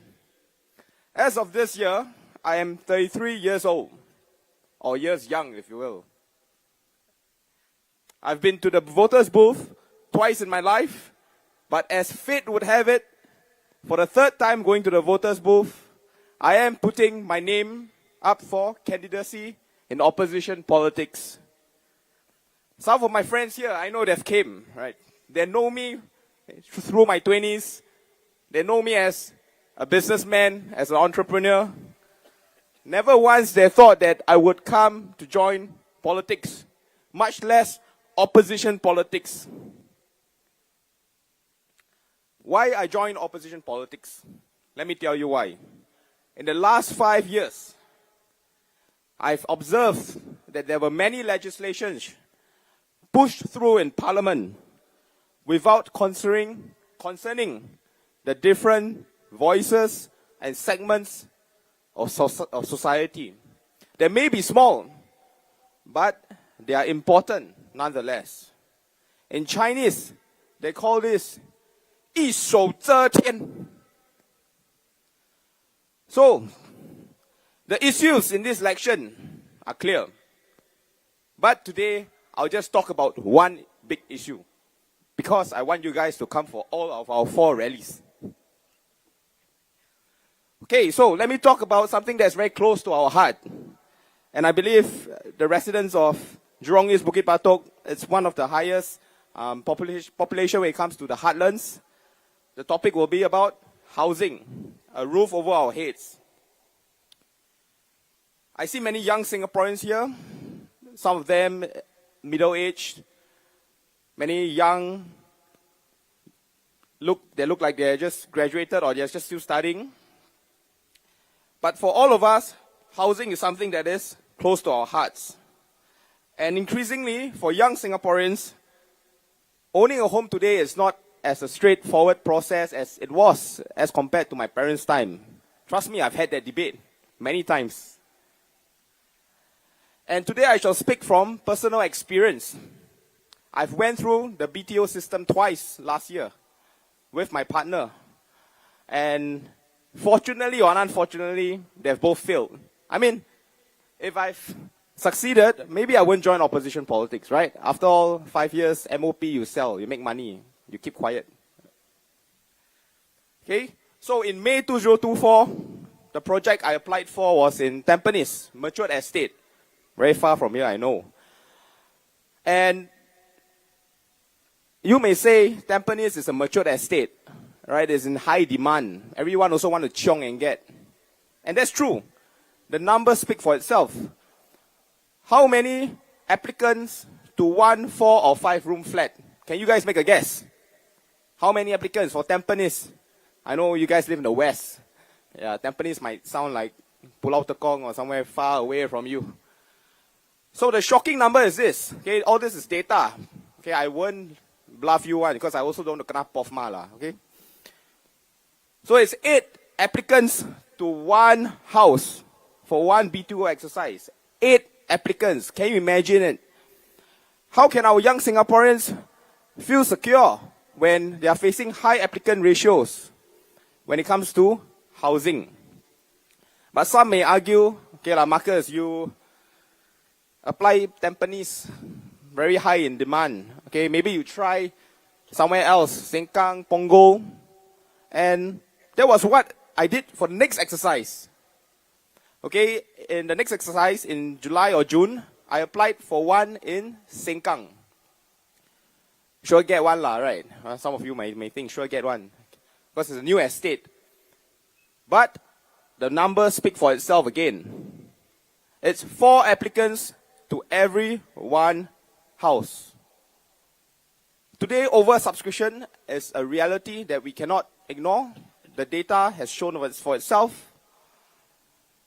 For every 8,000 flats in the there's 8,000 flats in the October exercises, and there's 35,000 applications. Now, the PAP government has launched Forward Singapore. I think some of you may have heard for it or even went for it. They speak much about national identity, social cohesion, and a Singapore for all. Well, that's good effort, right? You got to give them some props.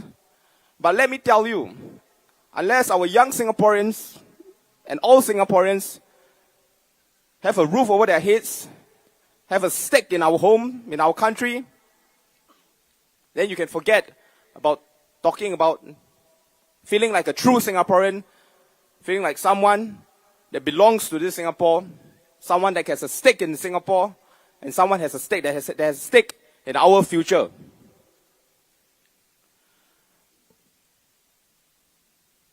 The only way to have our young, middle-aged, and old, committed, dedicated, you've heard my colleagues, many young Singaporeans, my peers alike, they've decided to move overseas, or some maybe they think, okay, let's stay in JB, it's cheaper, less stress. This is a big issue, because unless a government is able to persuade all Singaporeans of all ages to put their roots here through accessible, affordable homes, then I would say we will have a big problem in 20, 25 years. We're all done for.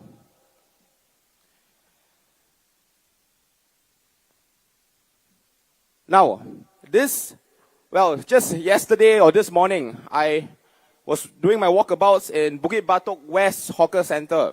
You will be surprised at the feedback, okay? Because when sometimes I speak to my parents' generation, they say like, oh, we've made money from our flats. 300K, 400K, just like that.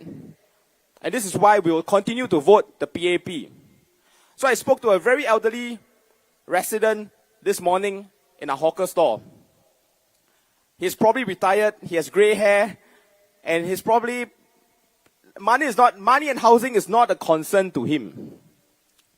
And I asked him, other than municipal issues, such as Bukit Batok, their buses and stuff, what other concerns do you have as a Singaporean? As someone who has lived most of his life, who is in his golden days, what are you concerned about?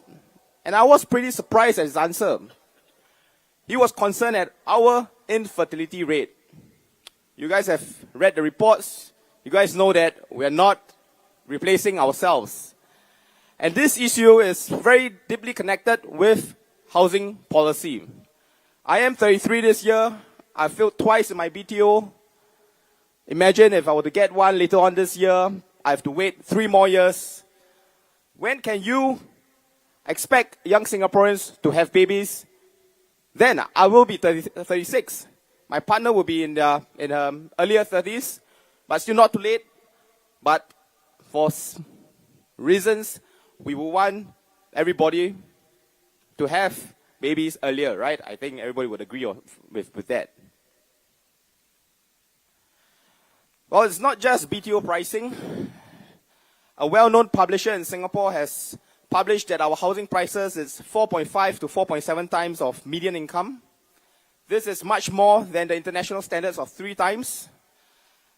And, well, there's nothing wrong with making money from property. Well, I'm speaking to the more middle-aged here, those that have gotten their BTOs and, so-called gotten the lottery ticket, if you will. I think everybody here would want to be property huat kueh. I also want, okay? But here's an appeal to perhaps my parents' generation, to the older folks who've made their paper profits or realized profits on resale HDBs. Perhaps it is time to pause and give some reconsideration and ask yourself, where can this eventually lead to?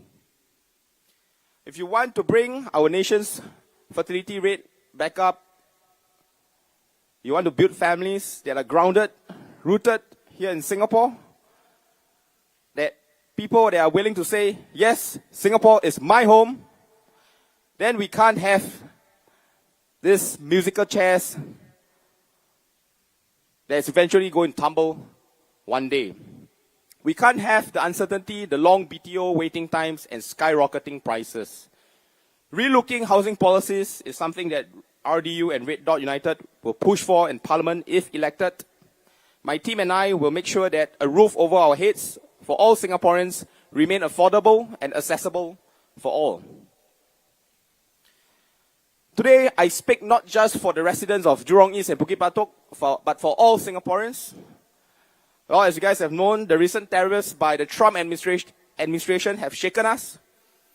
But the issues Singaporeans face at home have been front and center of our minds even before Trump's second presidency. In repeatedly pointing to geopolitical issues, the PAP seems to have forgotten that there are issues yet to be addressed and resolved here back at home. A high cost of living, job insecurity from an open labour policy, record high resale HDB prices, drastically low fertility rates, population replacement policies that may lead to a frayed social compact, and I could go on and on. Talking about social compact and social cohesion, you guys might have read the news today. Less than 32 hours ago, our government had to step in and deal with some, perhaps, foreign election interference. In today's rising geopolitical issues, there is much at stake. In my opinion, and in RDU's opinion, let's not get the population riled up over age-old issues of race, language, or religion. We should rile up the population over innovative ideas and a vibrant economy and push our young Singaporeans to take more risk.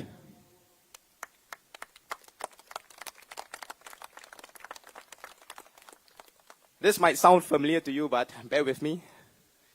Whoever that governs Singapore must have that good sense in him. Then let me ask you, with the recent controversies from ministers being charged in court, opposition MPs being charged in court, well, resale prices skyrocketing, MRT breakdowns, and a frayed social compact, let me ask you, does the PAP government truly deserve a blank check victory in this election? Does anyone in the PAP Jurong East Bukit Batok team deserve a blank check victory? Look at who they parachuted into your GRC. In Tampines GRC, they are at least getting a good-looking ex-chief of army, Mr. David Neo. In Jurong East Bukit Batok, you guys are getting Mr. Lee Hock Chuan. Well, there's nothing wrong with his looks, okay? But do note that he is the one-man suicide squad for the PAP in the GE2015 and 2020. They fielded this guy in Hougang SMC. And now, they decide, okay, you've done us a great service. We parachute you in. So that's what they do to you guys, to us. They think us Singaporeans blind. So today, I'd like to invite the residents of Bukit Batok, Jurong East GRC, to perhaps remind the PAP or to teach the PAP a lesson that they will not forget. Today, there must be a pivot, not in a reactive sense where we merely wait and see, cover up and shell up in over-pessimistic safety. While there is nothing wrong with conventional markers of success or even privilege, if you're born into it by God's given gifts. Well, I made my first headway into business not because I was born into a family of wealthy parents, had connections from the elite class, or received the cozy comforts of a prestigious education. I did it as an ordinary Singaporean through grit, perseverance, and constant reiteration. Today I stand before you as the son of a fishmonger, as a son to a mother who worked her way up from an entry-level clerk to a manager. I am an ordinary Singaporean. I know how it feels like to feel like you are going nowhere despite how hard you try. Today, Singapore stands at a pivotal moment. Your future, your family's future, and the future of all Singaporeans isn't just in one person's or one political party's hands. It is the burden, pride, and responsibility shared amongst all Singaporeans. They are your students, the working adults, the retirees, the single, the married, the graduates, the non-graduates, the successful and the downtrodden, the young, the middle-aged, and the old. This is a diverse representation and pioneering spirit that I wish to bring forth with my candidacy. My name is Marcus Neo. Vote for RDU. Vote for Red Dot United. Vote for Singapore. Thank you.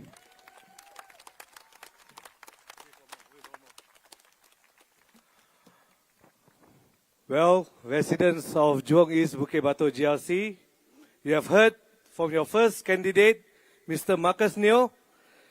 Now let me introduce Mr. Havish Mohanadas.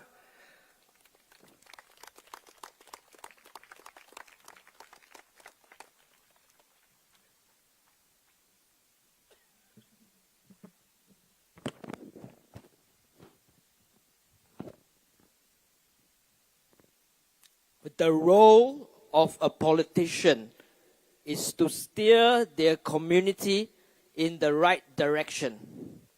The role of a politician is to steer their community in the right direction.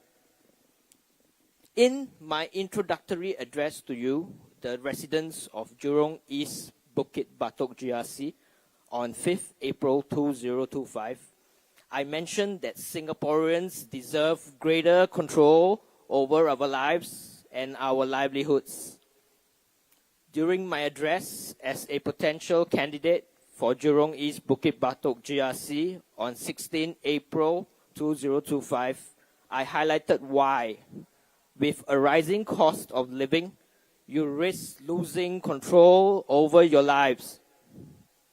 I also highlighted, with unfair competition for jobs, you risk losing control over your livelihoods. From my interactions with constituents of Jurong East Bukit Batok GRC, I found that many feel a losing sense of control, both over their lives and their livelihoods. Even amongst those who currently felt comfortable and in control, most express concern that the lives and livelihoods of their children. What if HDB flats keep on increasing in price? Can my kids be able to afford? This concern was very, very common. I believe that Singaporeans deserve better. We deserve greater control over our lives and our livelihoods. But how do we do this? Let me let you in on the secret. We need to iterate and iterate and iterate and iterate and iterate, and eventually we will get there. Now, notice that I didn't use the word try. We cannot keep on trying. The opposition cannot keep on trying. We need to keep iterating. When you try, you just try. You may fail. Perhaps with some luck, you may succeed. But you do not learn. However, when you iterate, you accept that you will always fail to be perfect. But you also know that you will always be moving closer and closer towards your goals. You get closer and closer towards secure housing. You get closer and closer to equitable healthcare. You get closer and closer to assured prosperity. You get closer and closer to a resilient economy. And you get closer and closer to achieving transparency in governance. Now, you can't do this blindly. When you iterate, you will need to know where you stand currently. You will need to know your goals. You will need clear, honest feedback about both your goals and where you currently stand. And then you will need to work on closing the gap. This is just one cycle. You will need to keep doing this in cycles and cycles until the gap between your goals and where you stand is small enough such that it no longer matters. Then you can take it that you have achieved success. This is the way that you work towards your goals. Those of you who have been successful will recognize this pattern. And those of you who do not yet feel successful can take heart that this is the route to success. But what does this picture miss out? It misses out the fact that you need to survive each iteration. It misses out that you don't have all the time in the world. You need to survive, and you need to keep track of time. However, for the elites, the well-connected, and the super rich, they can keep iterating with little regard for survival. With their wealth, status, and the system in place, they can buy your time and make it work for them. But for you and I, we must make sure that we survive. We must always be cognizant that we don't have infinite time. Thus, we need to be sharply aware when the goals we seek get further and further away from us, or when the effort it takes to close the gap between our goals and the current station in life becomes greater and greater and greater. And that is when we need a new social compact. This is what Red Dot United brings to the table with its proposals. Make no mistake, there will be those who try to distract you with reductionist analogies and try to fool you, but you need to remain steadfast. The question is, are your goals getting further and further away from you?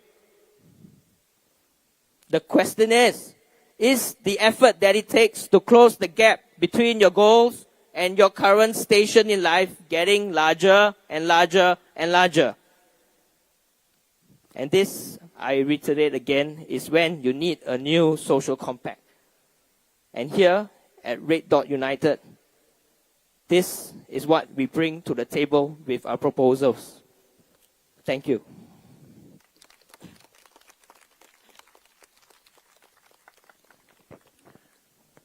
Thank you, Mr. Havish. Okay, your third candidate for Jurong East Bukit Batok. She is no stranger to Jurong residents themselves.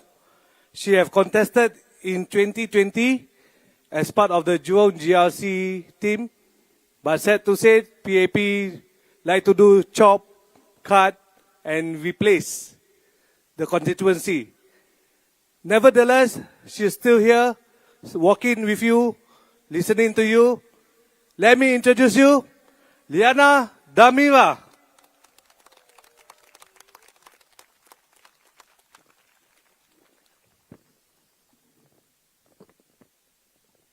I'm going to give two language speeches today, but given that my adik just sat down, I'll give her a break first. Takes a lot. Can we give a hand to our sign language interpreter, please? Louder, please. They use their hands to sign.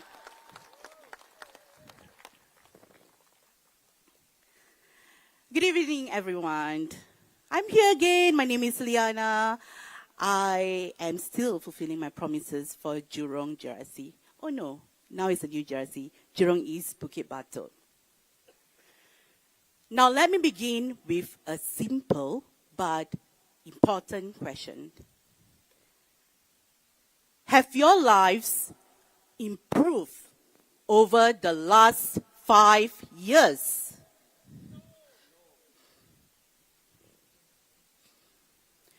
Take a moment to think about that. Really, really think. Are you better off today? Or are you still worrying about whether your salary can stretch to cover your bills, your groceries, your children's needs, your aging parents' health care? My name is Liana Damira, and I serve as a Central Executive Committee member and the treasurer of Red Dot United. But more than that, I'm just like many of you. I'm a mother of 4, a 22-year-old and a 20-year-old son, both waiting for their NS enlistment. I've got a 15-year-old daughter and a cheeky 5-year-old who keeps me on my toes. I'm also a wife to a 42-year-old man who drives 12 to 14 hours a day, every single day, just so that we can put food on the table. He is one of the thousands of Singaporeans working tirelessly to make ends meet. Does this sound familiar? And like many women today, I wear many hats. I'm an entrepreneur. I run my own virtual assistance business. I'm also employed full-time as an operations manager in a non-profit organization. Some of you might know my story. Some may even read my book, Homeless, the Untold Story of a Mother's Struggle in Crazy Rich Singapore. It's not fiction. It's not drama. It's real. It's raw. It's what I lived through.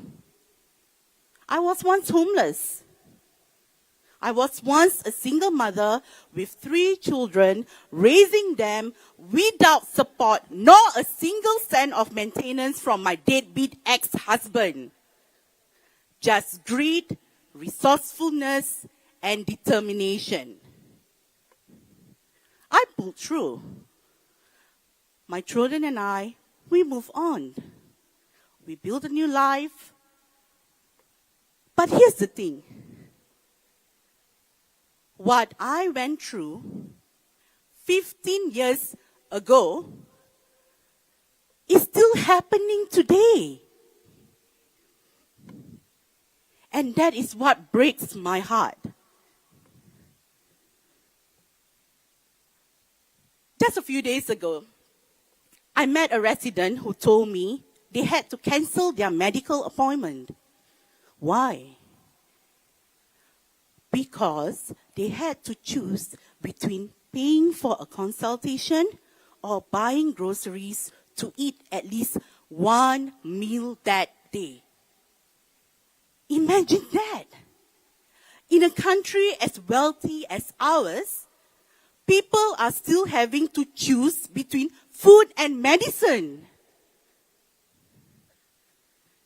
Yes, we hear about government vouchers, support schemes, but how dignified it is to have to depend on handouts just to survive.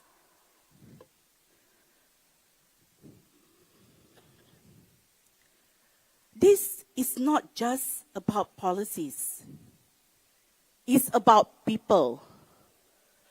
It's about the lived experiences of our fellow Singaporeans, our neighbors, our families.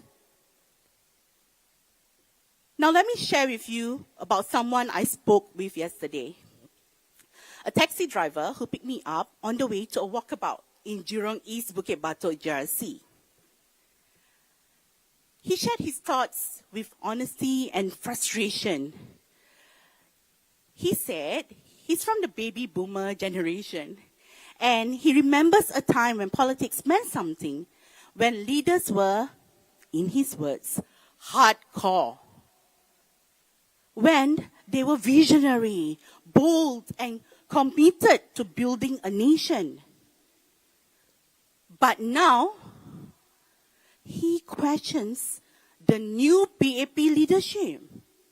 He questions their caliber, their substance, and their ability to lead. He feels they lack foresight, critical thinking, and creative solutions. How many of you feel the same way?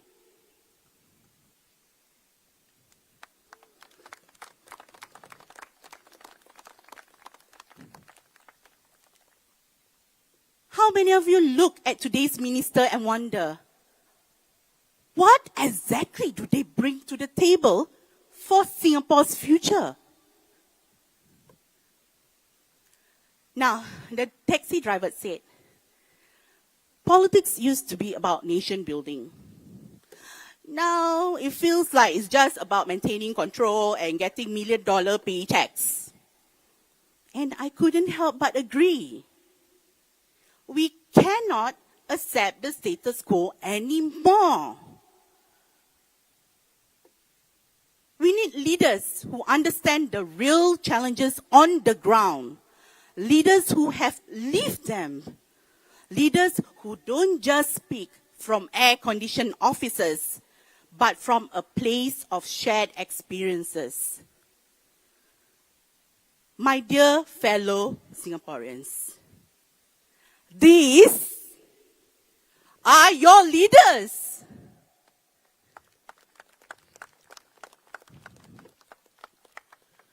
They are people who know what it means to struggle, to sacrifice, to fight for every chance to succeed.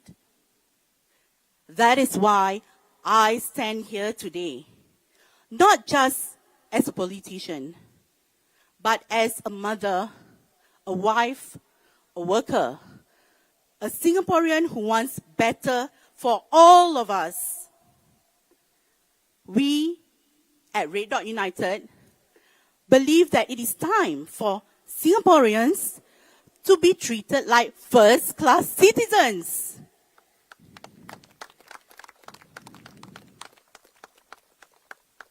We believe in a fairer Singapore, where policies serve people, not just profits. Where no one is left behind simply because they were born into less. Where dignity is not a privilege, but a right. So I ask you once again, have your lives improved over the last 5 years? If not, then ask yourself, what will the next 5 look like if nothing changes?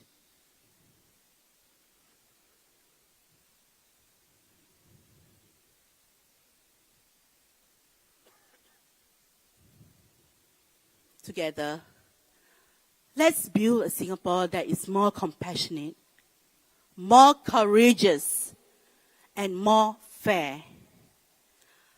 First-class citizens, fairer Singapore, vote for RDU.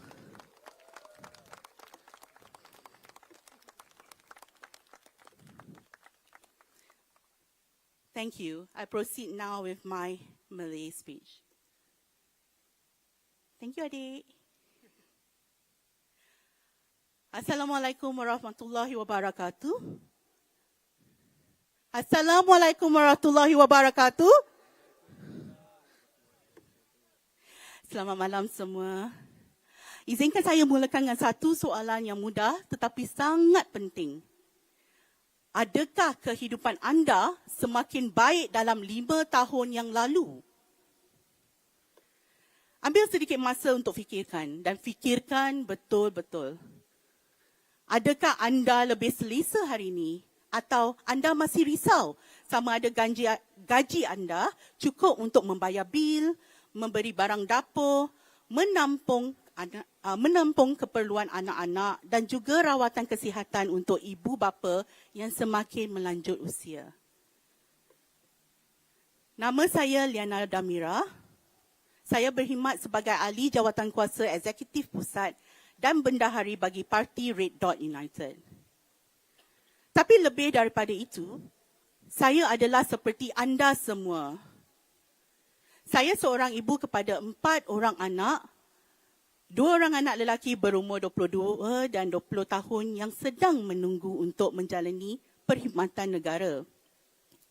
Saya juga mempunyai seorang anak perempuan berumur 15 tahun dan seorang lagi yang berumur 5 tahun yang sangat lincah dan sentiasa menceriakan hati saya. Suami saya berumur 42 tahun yang memandu 12 hingga 14 jam sehari, setiap hari. semata-mata untuk memastikan ada makanan di atas meja. Dia adalah antara ribuan rakyat Singapura yang bekerja keras untuk menyara hidup. Ada tak antara anda yang juga melalui perkara yang sama? Seperti ramai wanita hari ini, saya memikul pelbagai peranan. Saya seorang usahawan, saya menguruskan perniagaan dan juga bekerja sepenuh masa sebagai pengurus di sebuah organisasi non-profit. Mungkin ada di antara anda yang pernah mendengar kisah saya, mungkin juga ada yang telah membaca buku saya, Homeless, The Untold Story of a Mother's Struggle in Crazy Rich Singapore. Ini bukan cerita rekaan, bukan drama. Ini adalah kisah benar. Ini adalah realiti yang saya lalui sendiri. Saya pernah menjadi ibu tunggal yang membesarkan 3 orang anak tanpa sebarang bantuan kewangan mahupun nafkah daripada bekas suami yang lepas tangan. Apa yang saya ada hanyalah Allah, semangat, kebijaksanaan dan ketabahan. Alhamdulillah, saya dan anak-anak berjaya keluar daripada fasa itu. Kami bina kehidupan baru, tetapi yang menyedihkan, masalah yang saya alami 15 tahun dahulu masih berlaku hari ini. Dan inilah yang benar-benar menghancurkan hati saya. Baru beberapa hari lepas, saya bertemu dengan seorang penduduk yang terpaksa batalkan janji temu pakar perubatan. Kenapa? Kerana dia perlu pilih antara membayar kos rawatan doktor atau membeli barangan dapur supaya sekurang-kurangnya ada satu hidangan untuk dimakannya pada hari itu. Bayangkan, di sebuah negara yang kaya seperti Singapura, masih ada rakyat yang perlu memilih antara makanan dan ubat. Ya, memang ada voucher kerajaan, ada skim bantuan. Tetapi sejauh mana bermaruahnya hidup kita jika kita perlu bergantung kepada bantuan semata-mata untuk bertahan. Semata-mata untuk hidup. Ini bukan hanya soal dasar atau polisi. Ini soal manusia. Soal kehidupan sebenar rakyat kita, jiran kita, keluarga kita. Izinkan saya kongsikan satu lagi kisah. Semalam, saya menaiki teksi untuk ke sesi walkabout di kawasan Jurong East, Bukit Batok, GRC. Pemandu teksi itu dengan jujur dan penuh perasaan berkongsi pendapatannya. Dia kata dia dari generasi baby boomer. Katanya dulu politik tu ada makna. Pemimpin dulu, dalam katanya sendirilah kan, hardcore, berwawasan, berani dan benar-benar ingin membina negara. Tapi sekarang, dia persoalkan kepimpinan PAP yang baru. Dia persoalkan kualiti mereka, kebolehan mereka dan keupayaan mereka untuk memimpin. Katanya, mereka kurang daya fikir jarak jauh, kurang pemikiran kritikal dan tiada penyelesaian kreatif. Berapa ramai antara anda yang rasa perkara yang sama? Berapa ramai yang lihat menteri kita hari ini dan tertanya-tanya, apa sebenarnya yang mereka bawa untuk masa depan Singapura? Pemandu teksi itu juga berkata, dulu politik tentang membina negara, tapi sekarang rasa macam hanya tentang kekalkan kuasa dan dapat gaji berjuta-juta sahaja. Dan saya tak dapat nafikan. Saya setuju dengan apa yang beliau katakan. Kita tak boleh terus terima keadaan sekarang ini. Kita perlukan pemimpin yang benar-benar faham cabaran rakyat. Pemimpin yang pernah merasai susah senang itu. Yang bukan hanya bercakap dari pejabat berhawa dingin, tetapi dari pengalaman hidup yang sebenar. Saudara dan saudari sekalian, mereka di sini adalah pemimpin anda. Mereka adalah insan yang tahu apa itu berjuang, tahu erti pengorbanan dan tahu betapa sukar untuk berjaya di era ini. Itulah sebabnya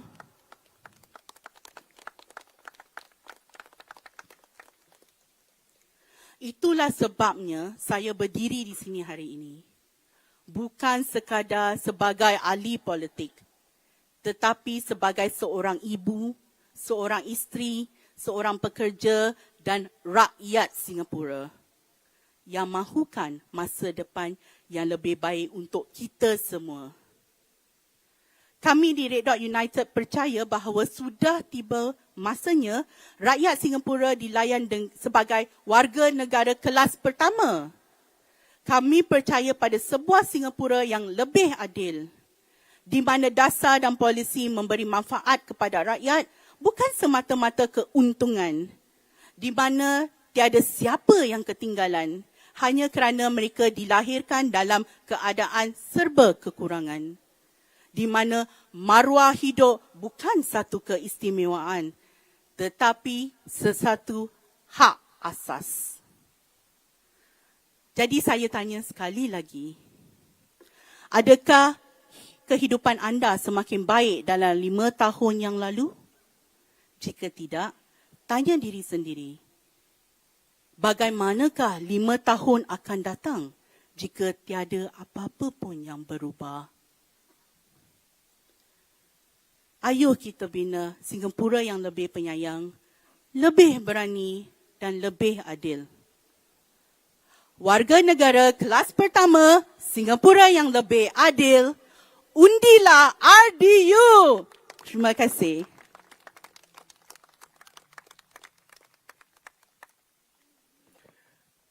Thank you, Miss Liana Damira. That was really very inspiring. Okay, before we proceed on for the other two candidates in Jurong East, Bukit Batok, may I call for all Singaporeans here, especially in those watching us live over the internet, as well as over here at the Valley site in Bukit View Secondary School. You can head down to our website at www.red.united.sg to get to know more about us, to get to know the manifesto that we have presented, as well as our shadow budgets. All these things will not make it happen. Okay, Ravi cannot make this happen without donations from the general public. Your donations to Red Dot United means a lot to us. It's not only about building up the party. This donation is to determine the future for you, your children, and your grandchildren in years to come. Red Dot United will always be here to fight and give each Singaporean a fairer chance in life in Singapore and make sure that our government is accountable for their actions. So I do urge and call for the donations for you with your generosity to donate with us through our website at www.red.united.sg. You can make it by PayNow. And now, without further ado, let me just introduce to you. He's an artist, a freelance artist, a dedicated, passionate guy who loves Singapore. Mr. Ben Phua.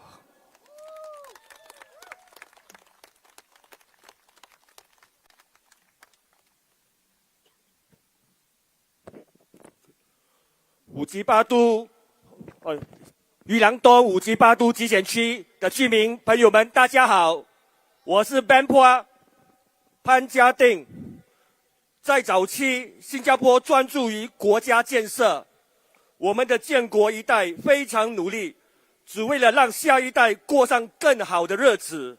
是的，李光耀先生和他的团队克服了重重困难，把新加坡从第3世界带到了第1世界。可是，以前的成功不代表今天可以成功。为什么我会这么说？你们看看，我们的城市面貌焕然一新，有漂亮的建筑，滨海湾花园、樟宜机场的竹儿、新的飞禽公园等等。而且我们还在策划新建樟宜机场第5航站楼。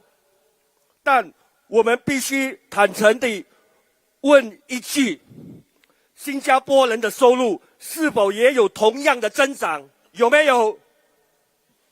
对，国家在进步，但许多人的薪水多年停滞不前，都没有涨到。你们觉得这是好事吗？不好。国家的进步应该是全民共享的成功，而不是体现在高楼大厦和地标建筑上。我们应该关注的不只是建了多少美观的地标建筑，而是这个现任政府究竟为人民建设了怎样的生活。一个真正成功的新加坡，应该是全民进步、人人受惠的新加坡。还有，请大家记住，无论是执政党议员还是反对党议员，都可以做基层工作，参加活动，跟你握握手，跟你说嗨嗨拜拜，在社区里露露面子。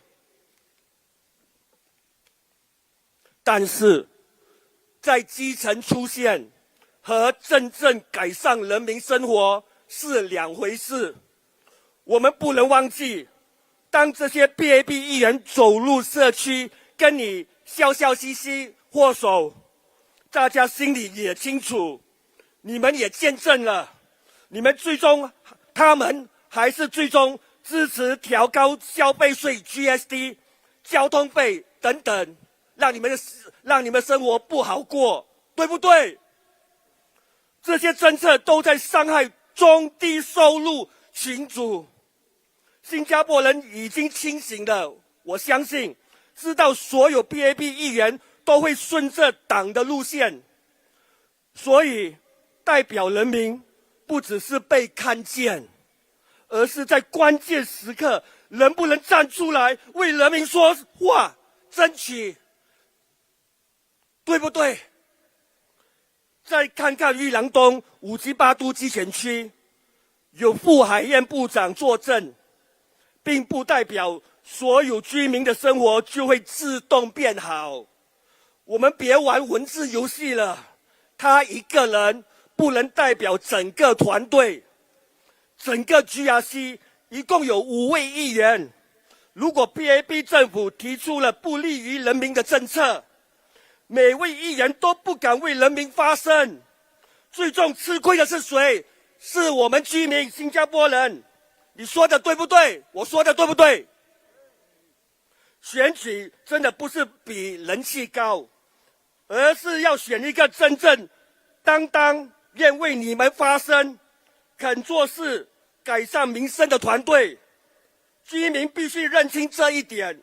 你投的票不是单单给一位部长，而是整个团队。已经那么多年了，你们觉得 BAB 真的真心关心你们吗？我感觉这些 BAB 部长们的生活是步步高升，人民的日子是过得越来越惨，你们同意吗？如果我们想要一个更公平的、更有进步空间的社会，社会上更富裕的人，那些超级富豪也必须准备做好承担更多责任。合理设计的财富税，对，合理设计的财富税不会让有钱人受不了，却能大大改善基层和弱势群体的生活。只有这样，我们才能打造一个属于所有人的社会，而不是服务少数群体。你们同意吗？我也想强调，像有盖走道、无妨碍通道、绿化这些硬件设施，任何政党都会推动这些基本服务的，这是普通常识。不管你是反对党也好，还是执政党人民行动党，都会这样做的。人民行动党不应该将这些当作政绩炫耀，对，不要当作这个政绩来炫耀。真正值得评价的是，政府如何通过制度和政策来改善普通人的生活。最后，让我和我的团队进入国会为你们发声，让我们一起争取更公平的社会。支持红点同心党，请投我们一票，谢谢大家。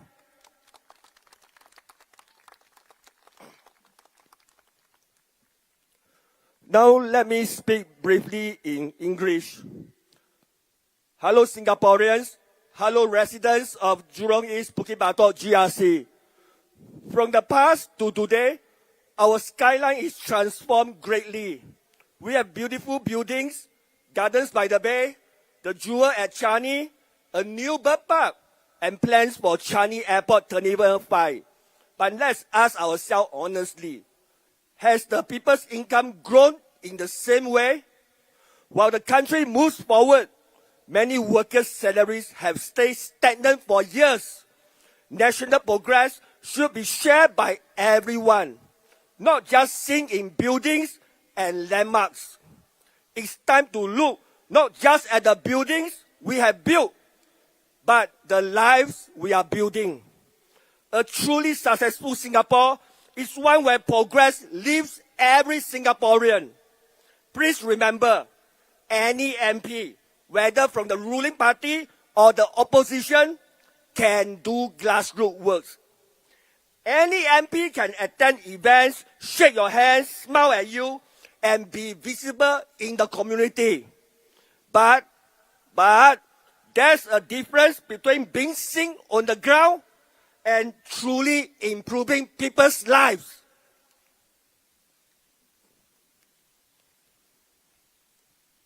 Yes, it's easy for ruling party PAP MPs to appear popular. But let's not forget, PAP MPs will say they walk the ground and yet still vote for things like GST hikes, transport fare hikes, policies that hurt the middle and lower income groups the most. And when it comes down to it, PAP MPs will always toe the party line, even if it means voting for policies that will make your life harder. Do you agree? Representation isn't just about being seen. It's about standing up when it matters. What do you think? They deserve to be our MP? So let my RDU team and I enter Parliament to speak out for all of you. All Singaporeans should live a dignified life. Everyone living and working in Singapore should be treated fairly. Let's work together for a fairer society. Support the Red Dot United. Please cast your vote for us. Vote Red Dot United. Vote RDU. Thank you, everyone.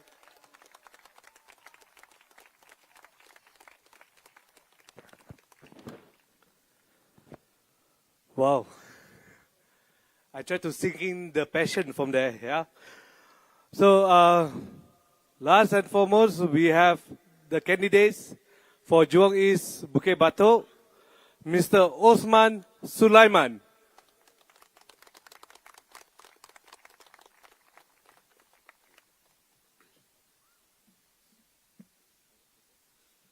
Okay. Good evening, voters of Jurong East and Bukit Batok. My name is Osman Sulaiman. I'm one of the candidates contesting in this GRC, and I've contested the past 3 elections. And surprisingly, today, the issues of the past is still valid today. And you know why this election, the PAP has always make it a rush affair, right? They want to make it as short as possible. It is because they know that they are not as strong and formidable as some of us would like to think they are. How else can you explain? How else can you explain the rush election period of 9 days, the gerrymandering of the electoral boundaries, and the longer airtime the PAP has on political broadcasts? You know, if you are a strong opponent, you'll fight a fair competition. Whereas a weak opponent will resort to underhand tactics to gain the upper hand. Despite the unlevel playing field that the opposition parties have faced, we will continue to do our best with whatever little resources that we have. Singaporeans have been giving numerous feedback to the PAP government, but it has fallen on deaf ears. For 30 years, the PAP has not been able to solve our long-standing issues. In fact, it has worsened over time. They boast that they have a track record second to none, which is true.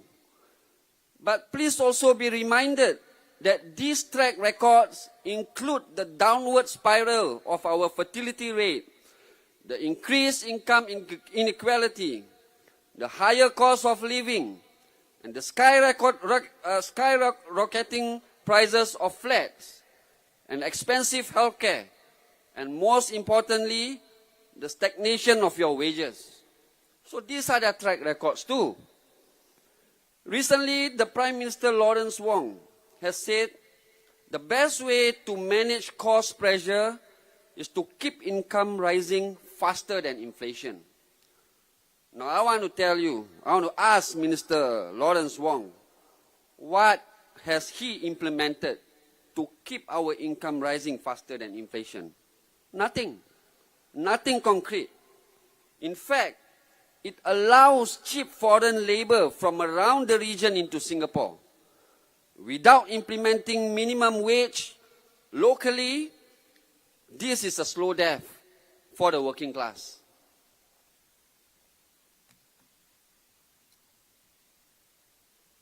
When we talk about housing, you know, it is the cornerstone of security for many Singaporeans. Yet, rising prices and the counting down of the 99-year lease threaten this stability. Our flats are getting smaller in size, but higher in price.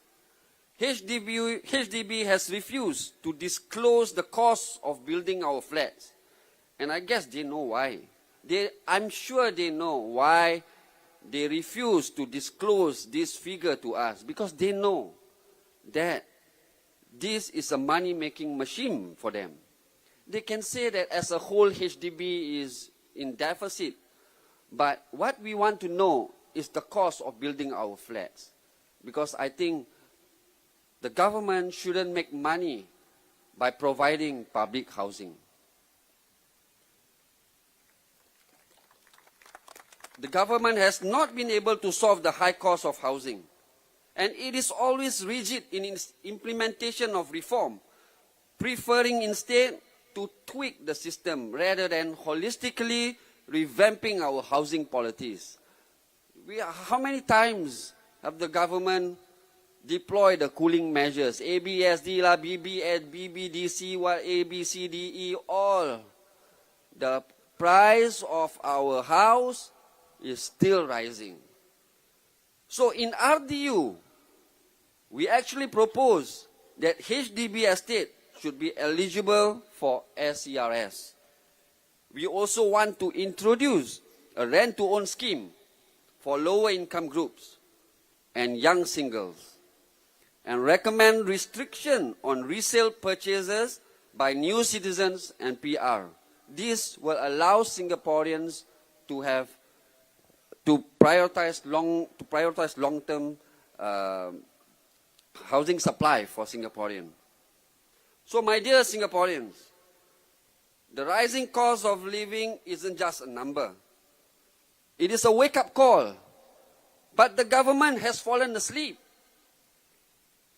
It allows the cost of living to continue to rise.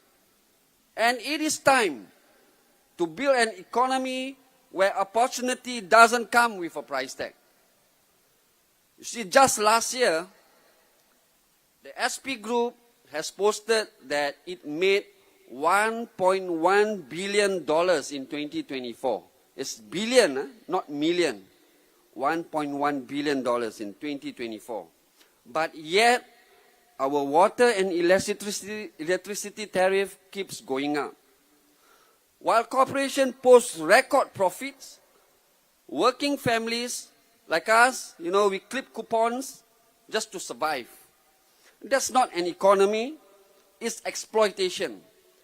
And we in Red Dot United are here to change it. No families should have to choose between medicine and meals. Tackling the cost of living isn't a slogan for us. It is our top priority. With more opposition candidates in Parliament, we are able to scrutinize policies in detail. Data should be made transparent so that full public disclosure, full public discourse can take place. So you see, when each time the opposition parties, the alternative, offer an alternative solution, the PAP keeps repeating the old rhetoric. It will bankrupt the country. It's bullshit. The PAP of today is not the frugal party it once was. Millions of public funds have been wasted, which if we put in the right place, it can be channeled towards funding more social programs and creating a first-class citizen.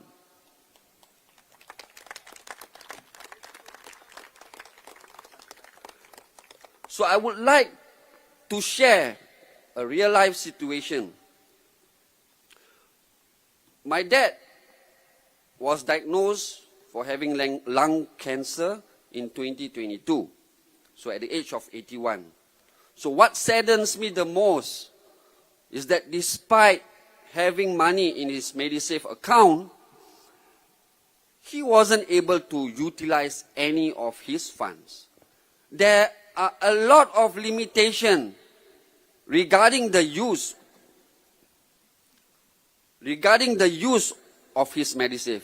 In any case, sorry, just now I was very heated up. I used the word bullshit, yeah? My apologies. So there's a lot of limitation regarding the use of his MediSave. This put a strain on his finances at that time, and obviously feeling indignant that he has to skip doing some of the treatment. So he has decided, to do away with treatment altogether, despite our assurances to him that we can afford, the children can afford his treatment. But he is a proud man. He is more upset that when he has the money in MediSave, he cannot utilize it for his operation. So healthcare should be a right, not a burden. This is why RDU in our manifesto outlines reforms to ensure Medifunds is more accessible, expand our MediShield life to include mental health and chronic disease treatment, and cap out-of-pocket healthcare costs.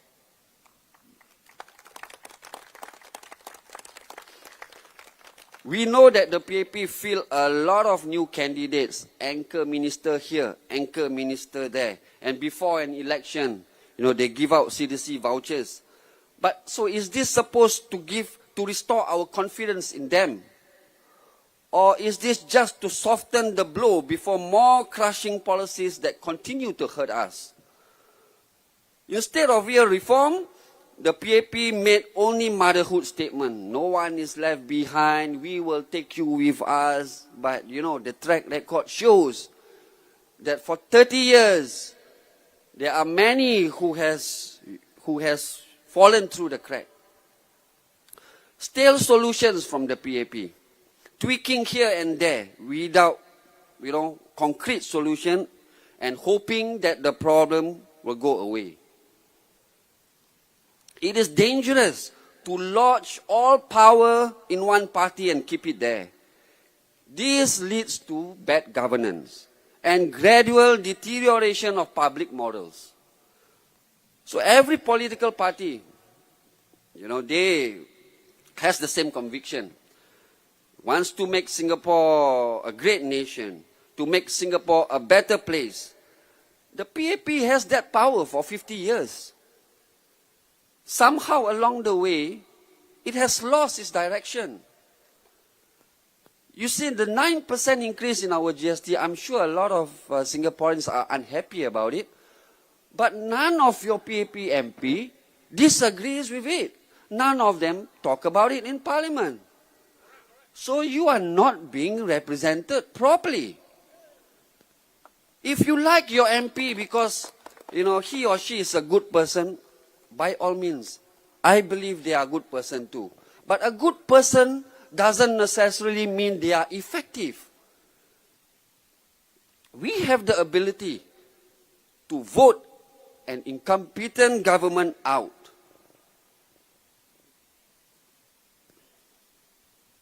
As an example of the PAP's policies failure, the fertility rate, as everyone knows, is 0.97%.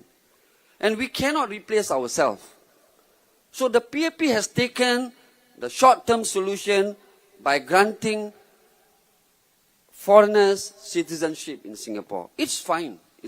But what is the long-term solution? Because if we keep doing this,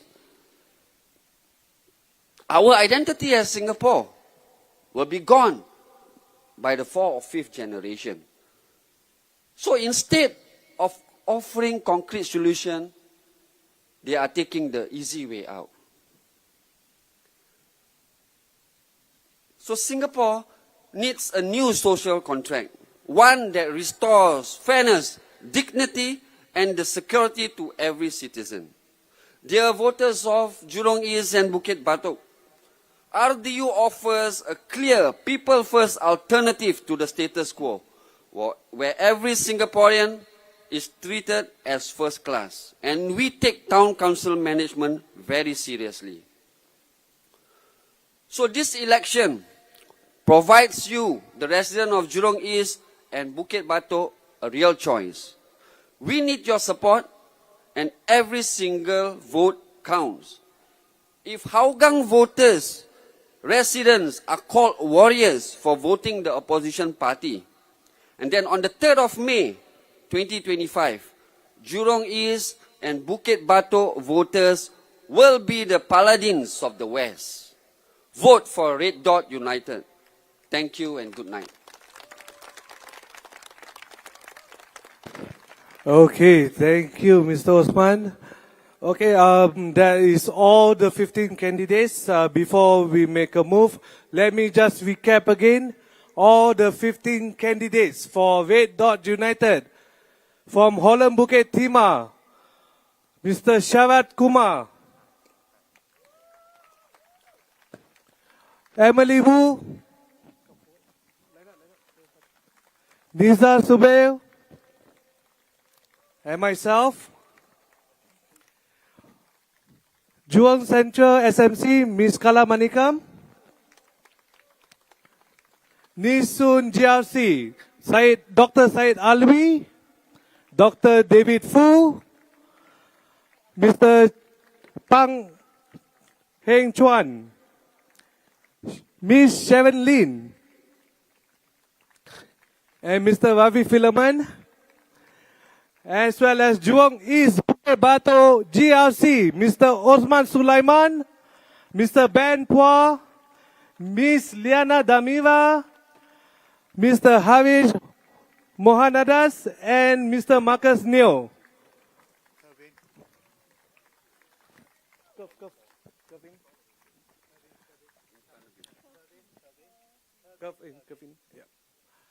Okay, the resident of Jurong East, Bukit Batok, and fellow Singaporean, these are all your candidates for Red Dot United. And now, let me present Mr. Ravi to lead us in the pledge.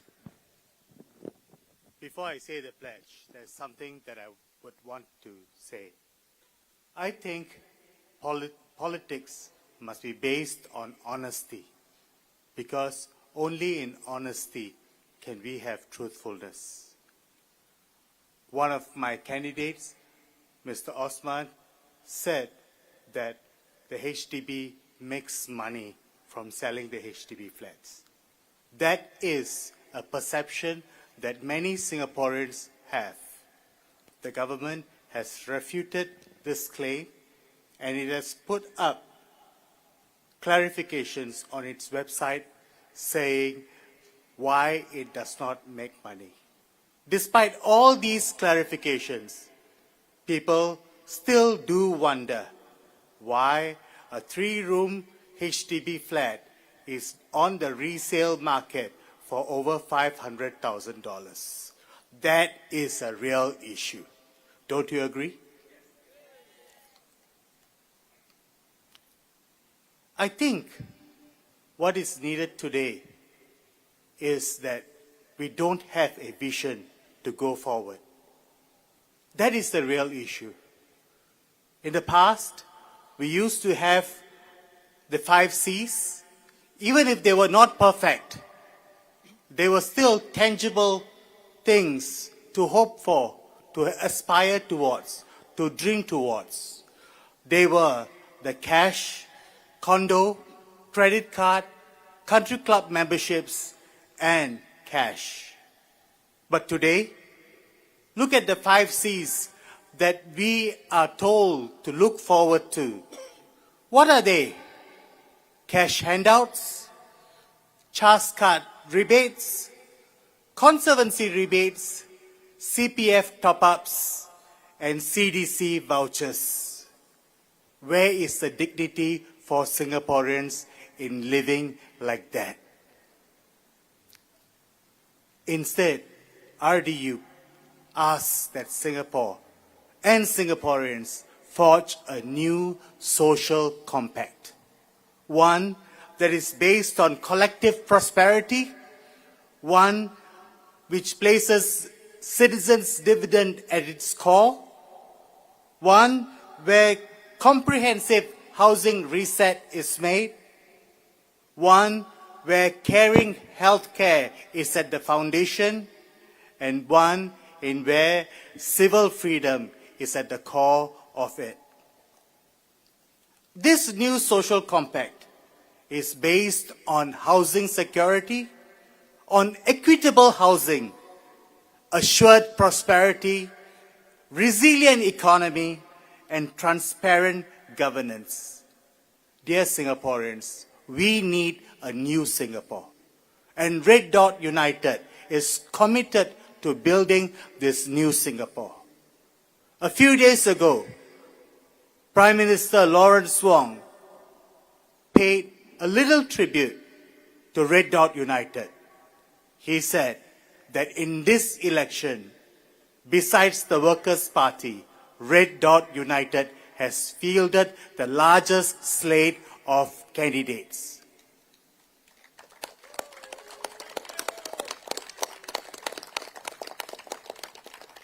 We are not kucing kurak.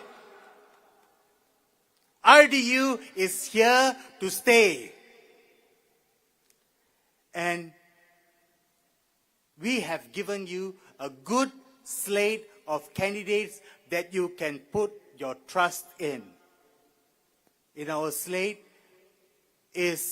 there are PhD holders, there are captains of industries, there are entrepreneurs, and of course, there are very young Singaporeans. People from all ages, people from all languages, people from different races, people just like you and just like me, no different. We are not cut from the same cloth. Look at the candidates that the PAP has offered you. They have offered you the same and the same. Civil servants, people who are linked to the establishment, people who are cut from the same cloth, people who live in ivory towers, people who align more with the billionaire class. Do you think they will make life better for you? Come May 3rd, 2025, give Red Dot United your votes and let us stand united as one united people.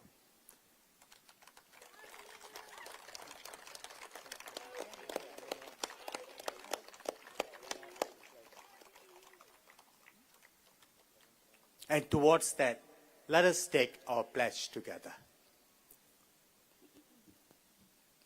We, the citizens of Singapore, pledge ourselves as one united people, regardless of race, language or religion, to build a democratic society based on justice and equality, so as to achieve happiness, prosperity, and progress for our nation. Thank you, Singapore. Thank you, everyone.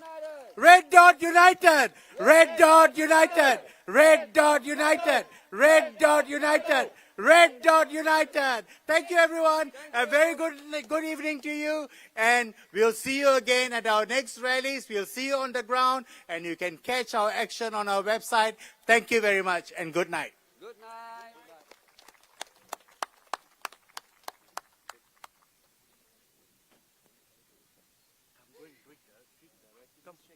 Go down.